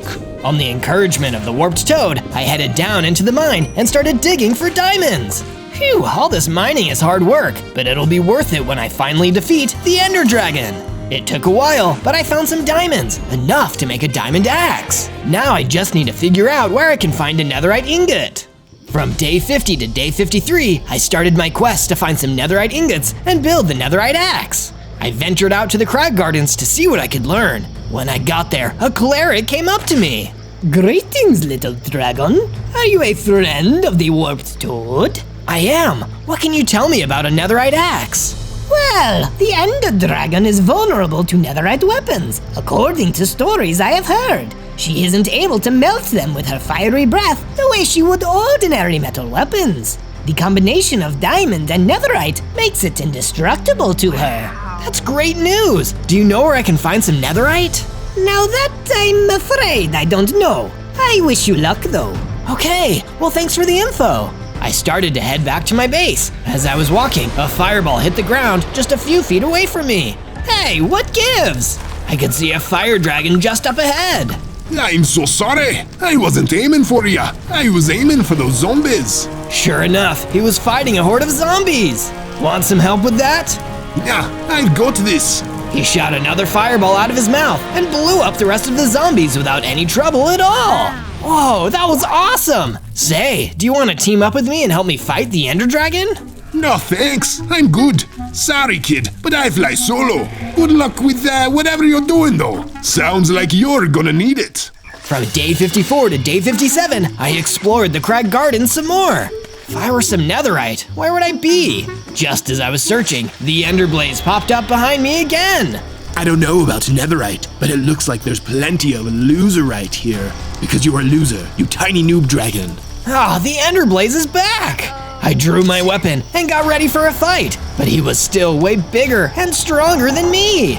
Oh no, I can't beat him yet. And you never will. All hail the Ender Dragon. May her fire cleanse the land of all weakness. I didn't have any choice but to run away as fast as I could. Next time I see that guy, I'll be ready. Meanwhile, back in the wooded Red Rock Mountains, the Ender Dragon was floating back and forth. It's all coming together marvelously. Soon there will be only dragons and those who serve us. Any of my kind that refuse to join me will be dealt with swiftly. All else will be burned to ash or reduced to nothing but dust. From day 58 to day 62, I went back to my base to check things out and figure out my next step. When I got there, I noticed something was different. There were walls. Wow, this looks great. The Iron Golem stepped forward. Glad you think so. My mother always taught me that a good house guest helps out however they can. And I had some spare time, so I built some bigger walls. Thank you. I still think the base needs something else though. Maybe something decorative? Yeah, like a statue. I know. I'll build a statue of an adult dragon to remind myself what I'm working toward. When I look like the statue, I'll know I'm done growing up. I gathered some materials and started constructing my adult dragon statue. Then I added some banners to the base to spruce up the place even more. Next, I used my diamonds to craft myself a diamond axe. What a great day! I'm one step closer to having what I need to defeat the Ender Dragon. I just have to stay brave and keep going. From day 63 to day 66, the cleric came to visit me at my base. Zozo, the time has come for you to gather the remaining materials for the netherite axe. In order to find netherite, you must enter the nether. Okay, how do I do that? Through a portal, dear dragon. There is one I can lead you to, and once it is operational, you will be able to travel through it to the nether. Oh, okay, neat. Follow me, Zozo. I followed the cleric out to the snowy blue taiga. This is where the portal is. Unfortunately, it appears to be broken. You will not be able to pass through it until it has been repaired. Oh, bummer. How do we fix it? That I cannot tell you. I will return to my research and see what I can learn. In the meantime, explore this area and see if you can unlock the secrets of the portal for yourself. I never could have dreamed becoming an adult dragon would be so much work, but I was ready for the challenge. If I needed a working portal to help me complete my quest, I would find a way to make it work. From day 67 to day 70, I wandered around the snowy blue taiga looking for clues that might help me fix the broken portal. Zozo, is that you, buddy? Oh hey, Komodo Carl! What brings you all the way out here? I came out here to visit some friends, but I ran into an ice dragon causing all kinds of trouble, freezing my vacation house. Oh no, let's go see if we can stop it. I followed Komodo Carl to his vacation home, and sure enough, there was a great big ice dragon stomping all over the place. Hey, what are you doing? Cut that out! You work for that infernal Ender Dragon. You can't tell me what to do. I don't work for her anymore. A likely story. Nice to meet you, little dragon. Prepare to be frozen in your tracks. Then the ice dragon rushed at me and attacked. I had gotten a lot stronger and better at fighting though, and I was able to defeat him and knock him down. Please, listen to me. I don't work for the Ender Dragon anymore. In fact, I'm trying to stop her, but I need help to do it. If you join me, maybe we can stop her once and for all. That would be more productive than taking out my rage on this random vacation home. You know what? I will join you. From day 71 to day 74, I returned to my base and found the Ender Blaze had beaten me to it. He was launching fireballs at everything in sight and had already knocked down one of the walls completely. No, stop that! If you want me to stop so badly, you'll have to fight me. What if I'm not strong enough? I guess I'll have to try anyway. I attacked the Ender Blaze, but he knocked me down. He's still too strong. What do I do? Perish. He attacked me, but I dodged it. Get away from our base, you fiend. The Iron Golem attacked the Ender Blaze, but the Ender Blaze grabbed him. I'll take this. Smell you later, foolish baby dragon. The two of them teleported away in the blink of an eye. He'd kidnapped my friend.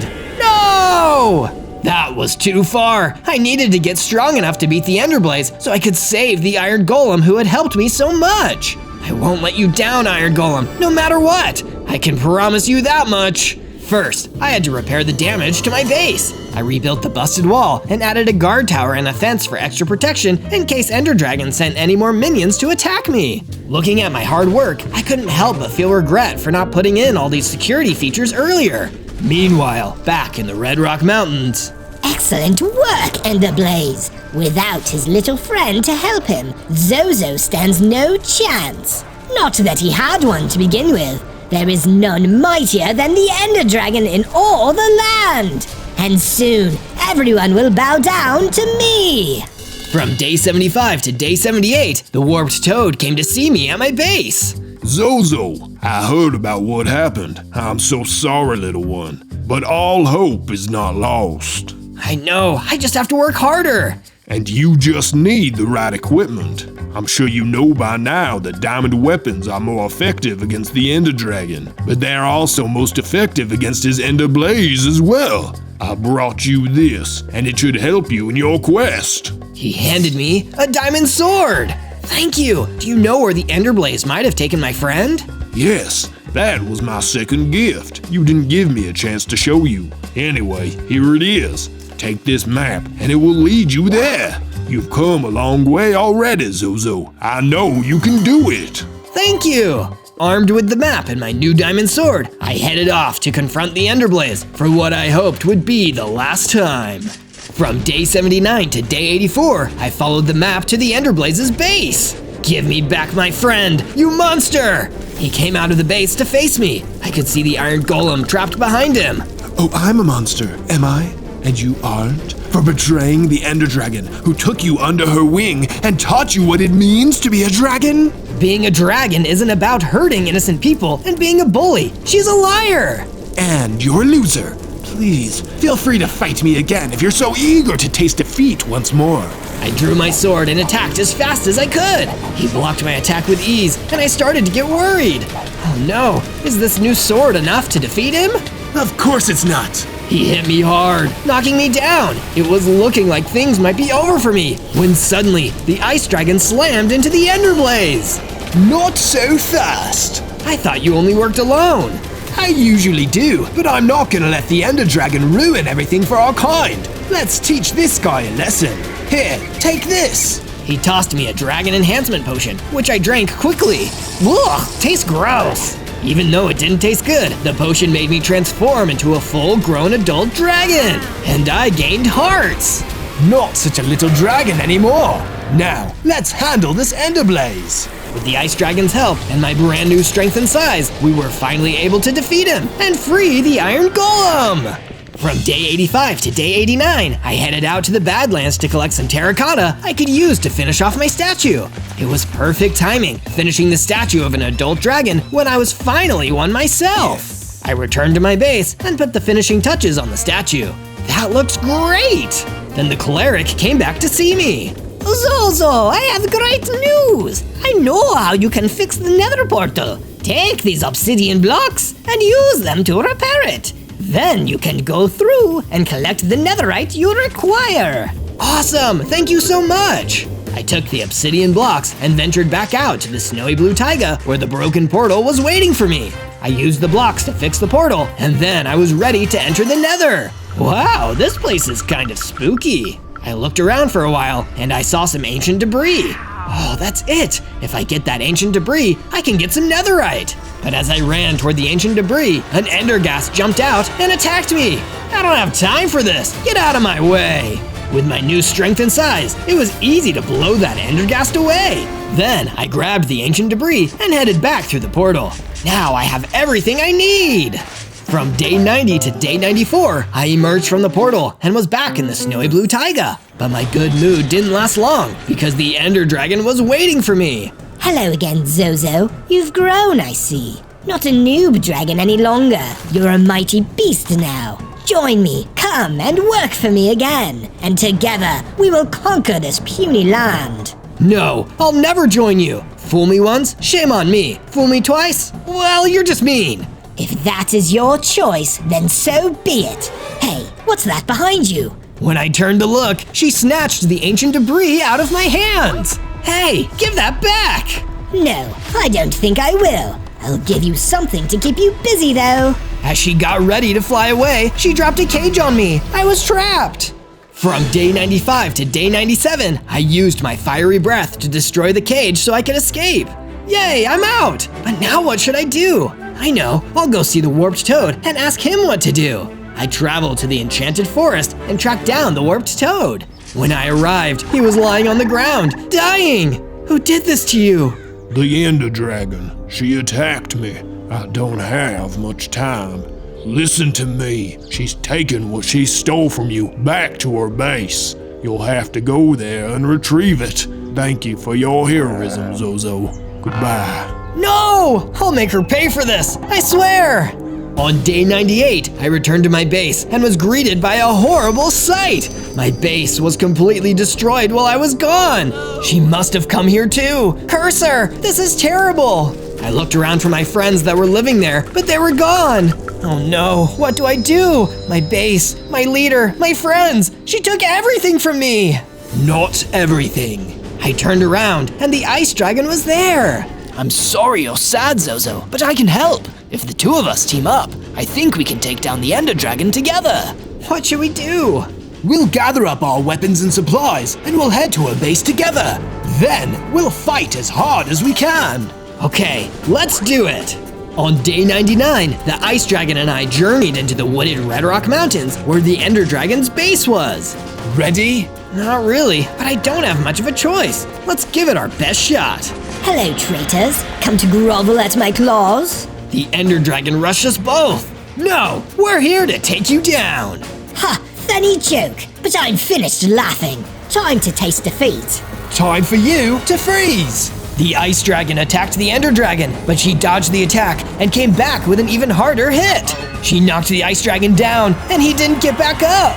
No! I attacked next, but the Ender Dragon was still way too strong. I did get one good hit in though, and she dropped the ancient debris. With no other choice, I grabbed it and ran all the way back to my base. There, I was finally able to craft the netherite axe. When I did, I felt the strength coursing through my body, and when I looked up, the ice dragon and lightning dragon were back. You're alive! Sure am, and I'm ready for round 2.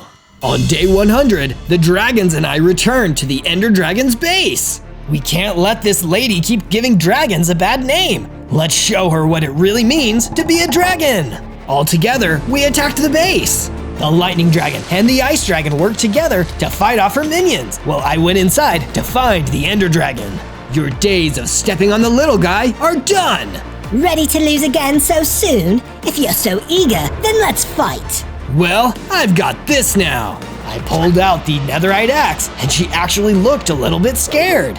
How did you get that? With a lot of help, because unlike you, I believe in kindness and friendship and kicking your butt. I ran at her with the axe and started fighting.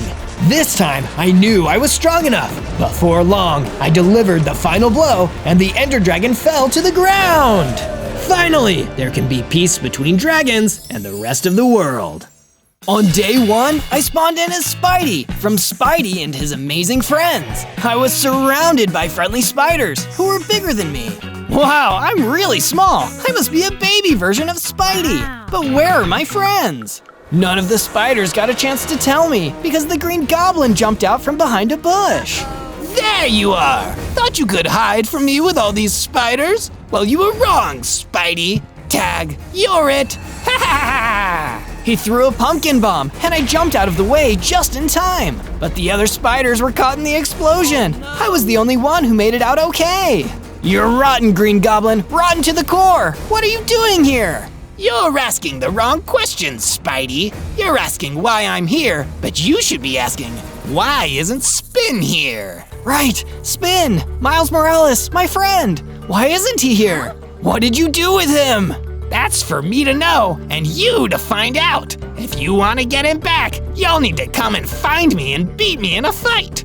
If you can't find my hideout in 100 days, I'll make sure you never see your little buddy again. He threw another pumpkin bomb and disappeared, leaving me alone with my thoughts. Oh no, that evil villain kidnapped Spin, and I only have 100 days to get him back. If I'm going to fight the Green Goblin and win, I need to get a whole lot stronger first. On day 2, I decided to get out of the plains and into a new location. With all of the spiders gone, I was completely on my own. And there's nothing for me to climb or swing from out here. I need some tall buildings or some trees. So I headed into the forest. I already had 10 hearts. I sure hope I don't run into any trouble out here. I must have jinxed myself because a group of gremlins came out from behind a bunch of trees and started closing in around me. Hey, why are you bothering me? I didn't do anything to you. You didn't have to. We're here on orders from the Green Goblin. He wanted us to deliver something to you in person. A beatdown. Uh-oh, I'm not strong enough to take on all of these enemies at once. Let's get 'em, boys. The gremlins were getting closer, and I couldn't see anywhere to run. Was this it? Was I already going to lose on my second day? Hey, pick on someone your own size. I looked towards the voice, and I saw a rabbit skiing towards the gremlins. He skied right into them, breaking through the circle, and I was able to run away before they could get to me. When I finally stopped running, I noticed the rabbit was right behind me. Thanks for the help. No problem. I can't stand bullies. My name is Harry. Hi, Harry. I'm Spidey, but you can call me Zozo. On day 3, Harry the skiing rabbit took me back to his home with him in the underground rabbit burrow. It was really nice of him, especially since I didn't have a base of my own yet. Now I have a safe place to rest for a little while where the Green Goblin wouldn't bother me. Thanks, Harry. This is so nice. No problem, Zozo. Hey, there's someone I want you to meet. He knows a lot about the Green Goblin, and I think he can help you out. He took me to the burrow of a Giza rabbit. Hello! I understand you're going up against the Green Goblin. A nasty fellow. Don't I know it? Well, forgive me for saying so, but you won't get far like that. You need some tools, some weapons, and you need to get a whole lot stronger. I know, but where should I start? The forest to the north has lots of wood. Go gather some so you can start making tools. You'll need to be well equipped with the strongest tools you can find, as well as an open heart and an adventurous spirit. It takes a hero to defeat a villain, and if you really try, you can become the hero that takes down the Green Goblin once and for all. That sounded like a whole lot of work, but as I thought about all the spiders the Green Goblin hurt and thought about Spin being held prisoner somewhere, I knew it was worth it. I guess I'd better get right to it then. First things first, I need to go gather that wood. You'd better go with him, Harry. We all need a friend in tough times, and Zozo has quite the journey ahead of him. Okay, let's go, Zozo. On days 4 and 5, Harry and I went out into the northern forest to start gathering wood. There was no time to waste, so I started punching as many trees as I could. After I gathered enough wood, I built a crafting bench and crafted a set of wooden tools. Hooray! Now I can start gathering stone. You're doing awesome so far. Thanks, but I think this is the easy part. It'll only get harder from here.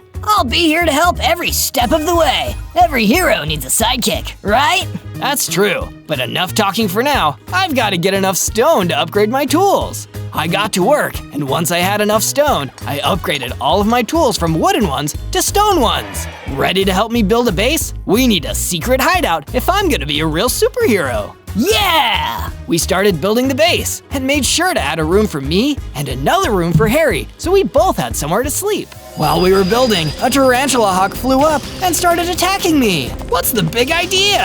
I couldn't let it get me, not when I was finally making progress, and I definitely wouldn't let it hurt Harry. The fight wasn't easy, but I won, and afterward, I felt myself getting stronger. Hey, I gained a heart. You're one step closer to being a superhero. Yeah! On days 6 through 8, I explored more of the forest. I wanted to see what other resources I could use to build my base, or if there was any useful item someone might have dropped. As I was getting ready to pick some apples from a tree, I heard someone yelling. Help! Somebody, help! Sounds like someone needs a hero. I ran toward the sound of the voice, and I saw a raccoon being attacked by a pack of wolves. Don't worry, I'll help you. I'm your friendly neighborhood Zozo. As soon as the wolves saw me coming, they left the raccoon alone and ran at me. They snapped their jaws, trying to bite me and scratch me with their claws. But I dodged their attacks, and I hit them back with my stone sword.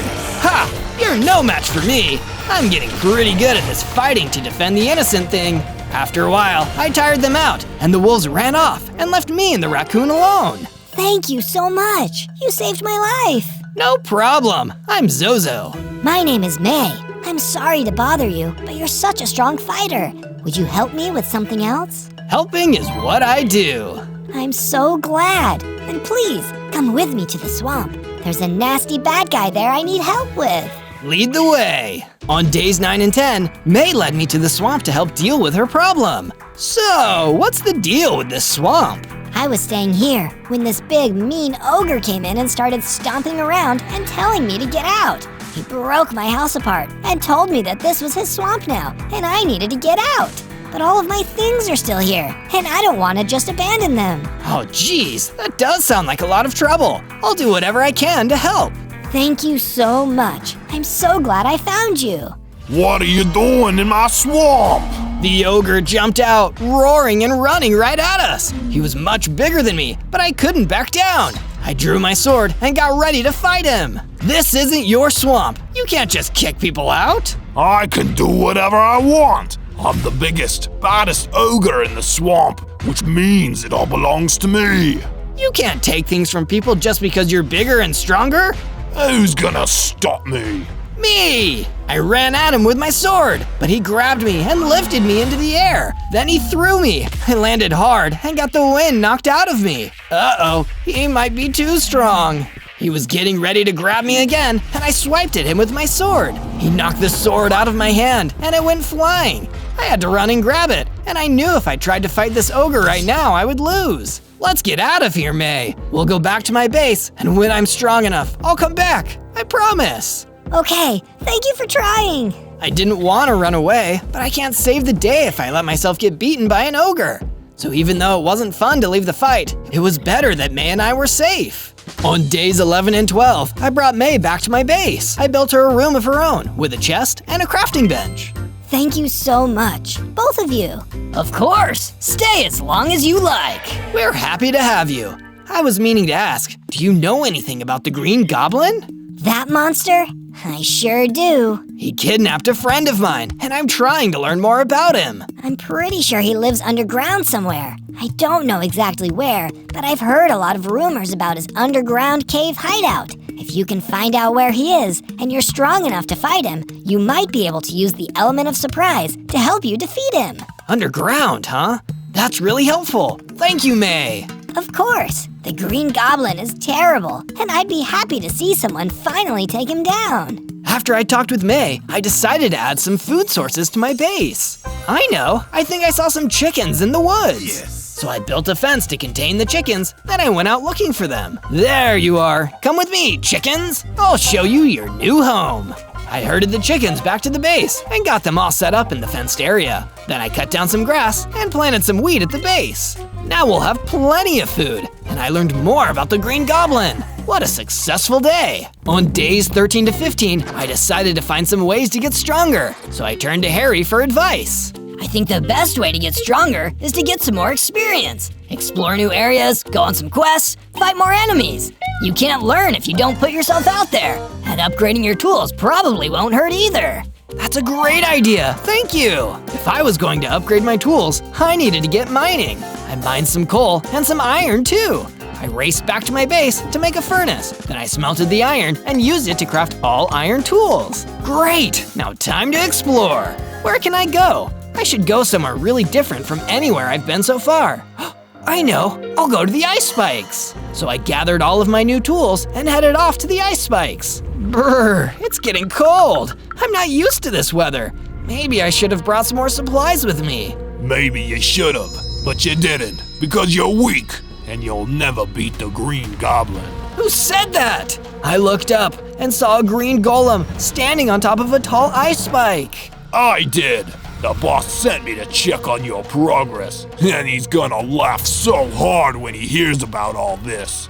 But first, I think I'll teach you a lesson about trying to be a hero when you're really just a zero. Then he jumped down from the ice spike and landed right in front of me. But I was ready for him, and I had my brand new iron sword ready to go. Not so fast. He ran at me, and I swung my sword. He tried to hit me, but I dodged and attacked again. It was a pretty tough fight, but I managed to win in the end. After I defeated him, I noticed he dropped something. Cool, an explosive bottle! I can use this to fight the Green Goblin! I was so excited to show my friends what I found that I ran all the way back to my base. Harry was waiting for me. You should build an armory to keep your weapons. Great idea! So I built an armory, and after I did, I felt myself getting stronger. Whoa, I gained 2 hearts. On days 16 to 19, I decided to follow Harry's advice and keep exploring to get more experience. Maybe I'll find something else that will help me beat the Green Goblin, or make a new friend. As I was looking around, I found an abandoned house. Anyone here?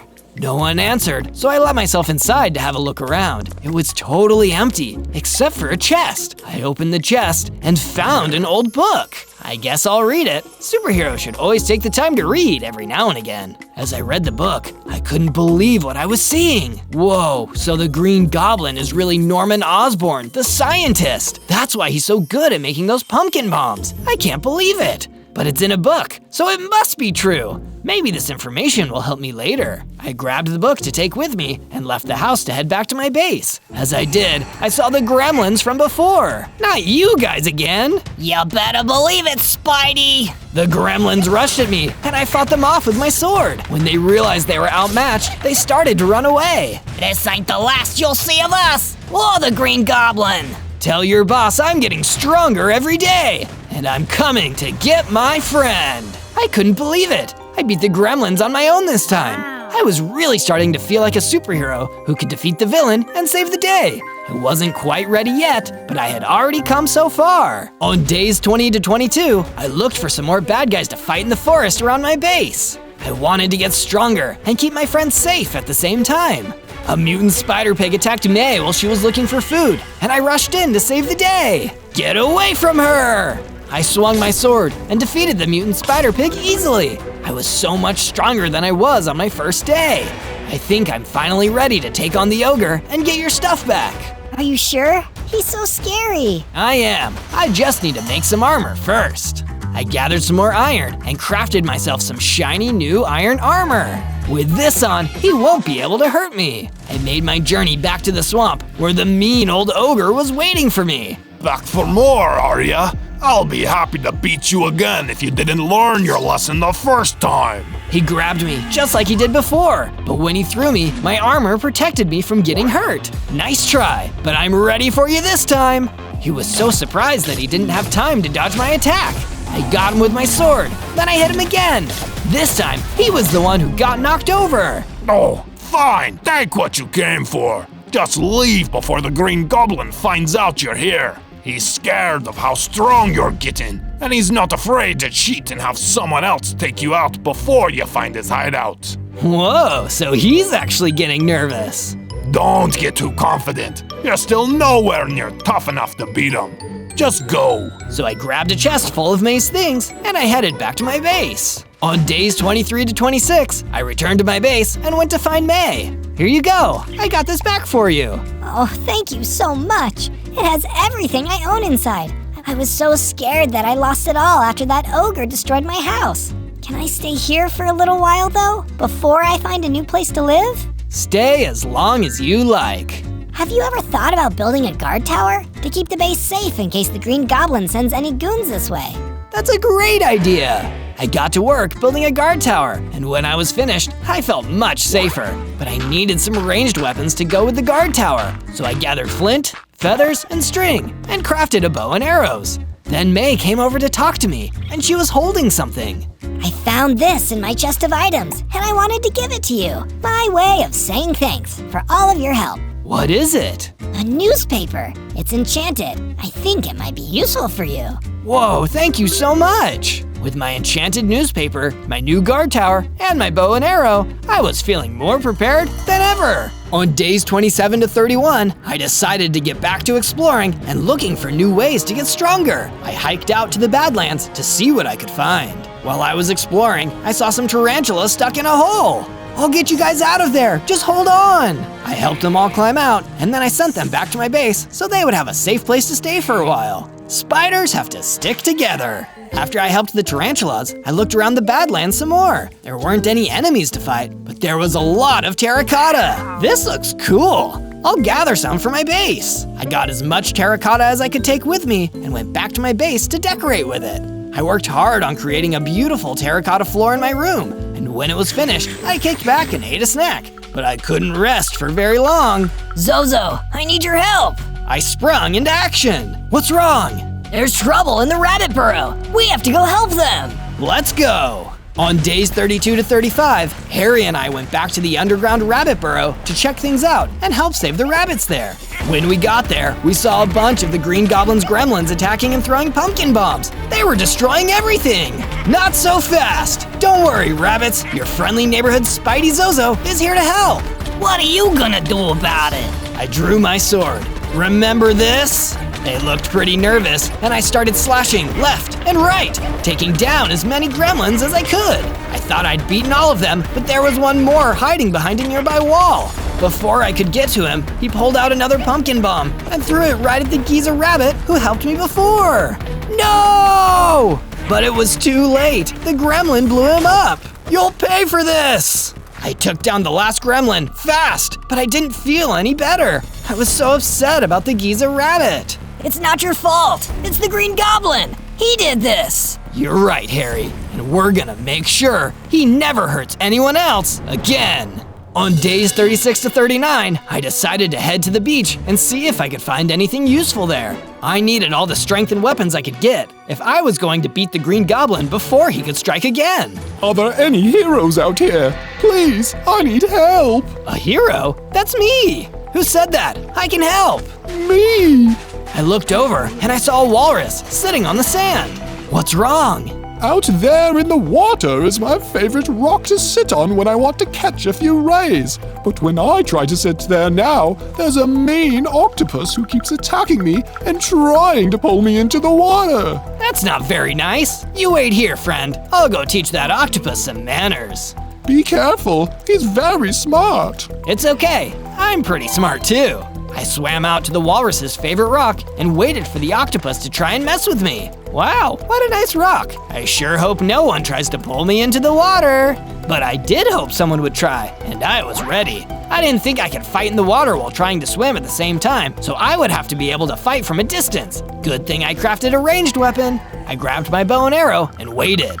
Sure enough, that pesky octopus showed up and tried to grab me. Before he could, I fired my arrow at him, a direct hit. He tried to grab me again, so I fired a few more arrows for good measure until I was sure I had won. Then I swam back to the shore to give the walrus the good news. Thank you so much. Are you the hero that's trying to take on the Green Goblin? I sure am. Well, here's some advice. I heard he's strong, but not very fast. That's why he throws those pumpkin bombs. If you can avoid his bombs, it'll be easier to get him. Thanks so much. I'll remember that. On days 40 to 43, I returned home to my base. It was looking a little bit dull, so I decided to spruce up the place with some torches for extra light and to keep any zombies away. As I was finishing up, Harry came to see me. Say, this looks great. Thanks. Do you think we could make room for some more guests to stay here? I met some squirrels in the woods who said the Green Goblin blew up the tree they were living in. I thought maybe we could help them out. Sure, the more the merrier. Hey, let's build them a treehouse, then they'll feel right at home. Harry and I got to work, and before long, we built a great treehouse for the squirrels to live in. Then Harry went to get the squirrels and show them their new home. It felt good to help more people in need. It was a nice reminder that being a hero isn't just about beating bad guys, it's about helping those who need it. The tarantulas came to see me after I finished the treehouse, and then they told me that they heard a rumor about some baby spiders that were being held prisoner in a nearby cave.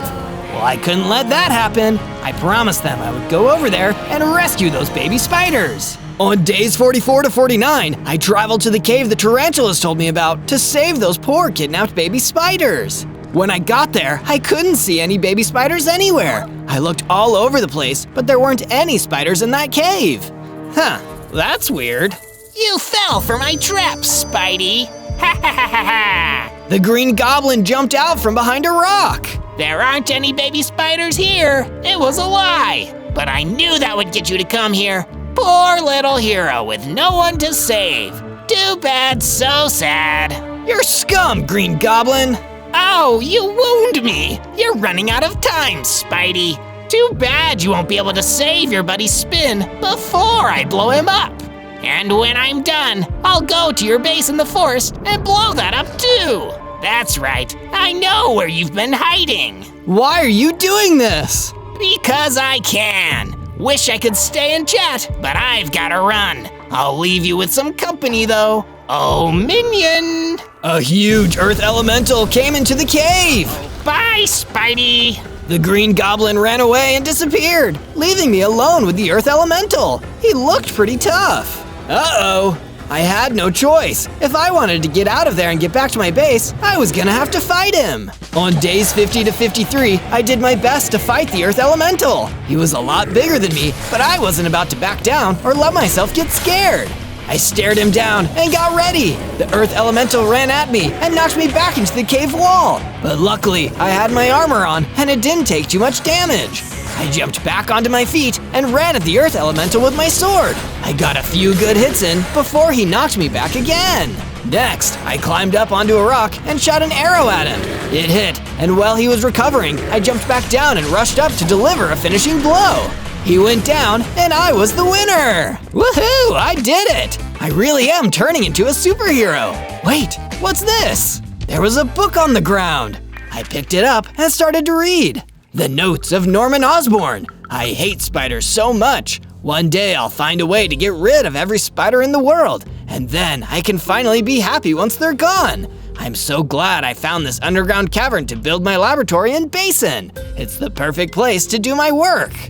So the Green Goblin hates spiders. That's why he's after me and why he took Spin. That's despicable. So his lair is in an underground cavern. There's a drawing of a map here showing where it is. I'm one step closer to defeating him once and for all.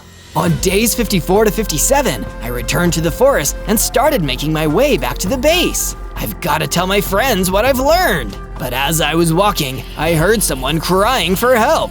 I followed the sound, and there was some baby spiders in a cage. Oh no, there really are some baby spiders in trouble. Hold on, little guys, I'll save you. I ran to let them out of the cage, but I couldn't find a key. Then a phantom swooped down on me. I was ready though, and I slashed at it with my sword until it went down. I saw that the phantom dropped the key, and also a blast protection enchantment. Awesome! This'll help keep me safe from the pumpkin bombs. I took the key and let the baby spiders out of the cage. Be free! Then I went back to my base to let the tarantulas know that I managed to help out the baby spiders. Then I told them all about what I found out about the Green Goblin and his lair. I showed them the map, and they recognized where the caverns were. They promised to help me find the caverns when I was ready to finally have my showdown against the villain. On days 58 to 62, I decided to plant some more crops so that we could have more food at the base. I went into the forest and gathered melons, then planted a bunch of melon seeds next to my wheat. Next, I decided it was finally time to upgrade my gear again. I went back down into the mine where I found my iron and started looking for some diamonds. It took a while and a lot of hard work, but finally I found some. Sweet! Time to craft some diamond gear. I was able to use the new materials to craft a diamond sword. After that was done, I expanded the base and added some more rooms, including a bedroom for Spin. After all, he's gonna need somewhere to stay when I finally rescue him. On days 63 to 66, the squirrels came up to talk to me. They told me that I might be able to find some useful materials at the stone shores. So naturally, I decided to head out there and see what I could find. When I arrived there, I couldn't see much of anything that would help me beat the Green Goblin. I was starting to feel discouraged. Then, I saw a stone monster coming toward me.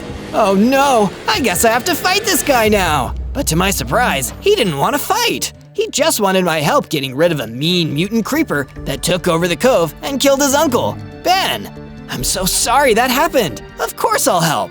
I asked him to show me where he last saw the mutant creeper, and he pointed me in the right direction. A hero's work is never done. I guess with great power comes great responsibility, but I'm ready for it anyway.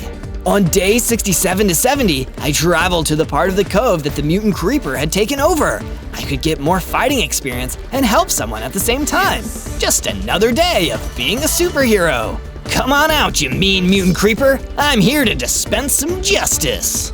As soon as it heard me, the mutant creeper came out of hiding and rushed at me to attack. It came at me and started hitting me, but I countered with my sword and my armor protected me from the damage. I knew I had to defeat it before it had a chance to charge up or explode. So I had to work fast, faster than I ever had before in a fight. It was hard, but I managed to take down the mutant creeper before it could blow up. Whew, that was a close one. Then I went back to the stone monster. That mutant creeper won't be bothering you ever again. All in a day's work for an up-and-coming superhero. On day 71 to 74, I traveled to the desert to gather some sandstone. As I was walking, I noticed an unusual rock formation.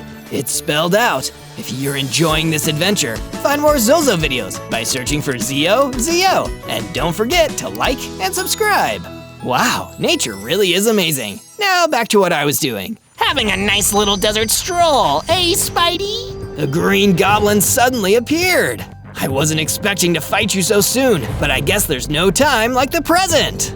Watching you lose will be a gift. I drew my sword and got ready to fight. The green goblin tossed a pumpkin bomb at me, and I had to dodge, but I got caught in the blast. Ouch! I lost a few hearts. I hate to admit it, but I'm still not strong enough. I need to get out of here. So that I would live to fight another day, I ran away as fast as I could before he could attack again. That was a close one.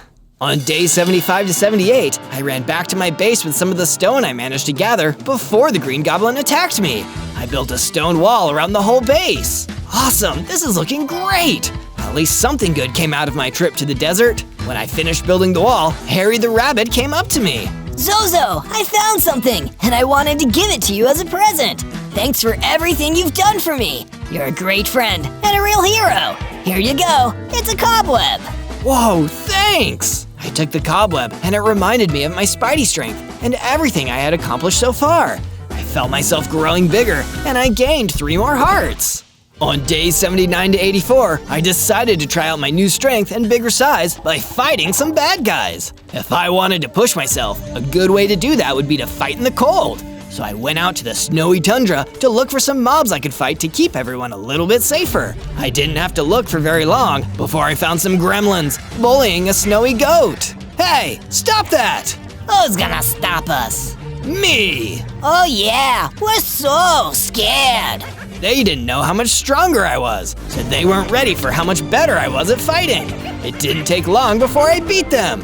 I asked the snowy goat if he wanted to come back to my base and stay there for a while. No thanks, I'm good. Could you walk me home though? It's just near here. Sure. So I walked with the snowy goat until we reached his house.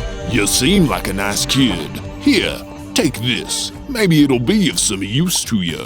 Then he gave me a vine lasso. This is great, thanks. Now I can attack the green goblin from a distance. Saving people is its own reward, but it's also pretty nice to get a gift every now and then.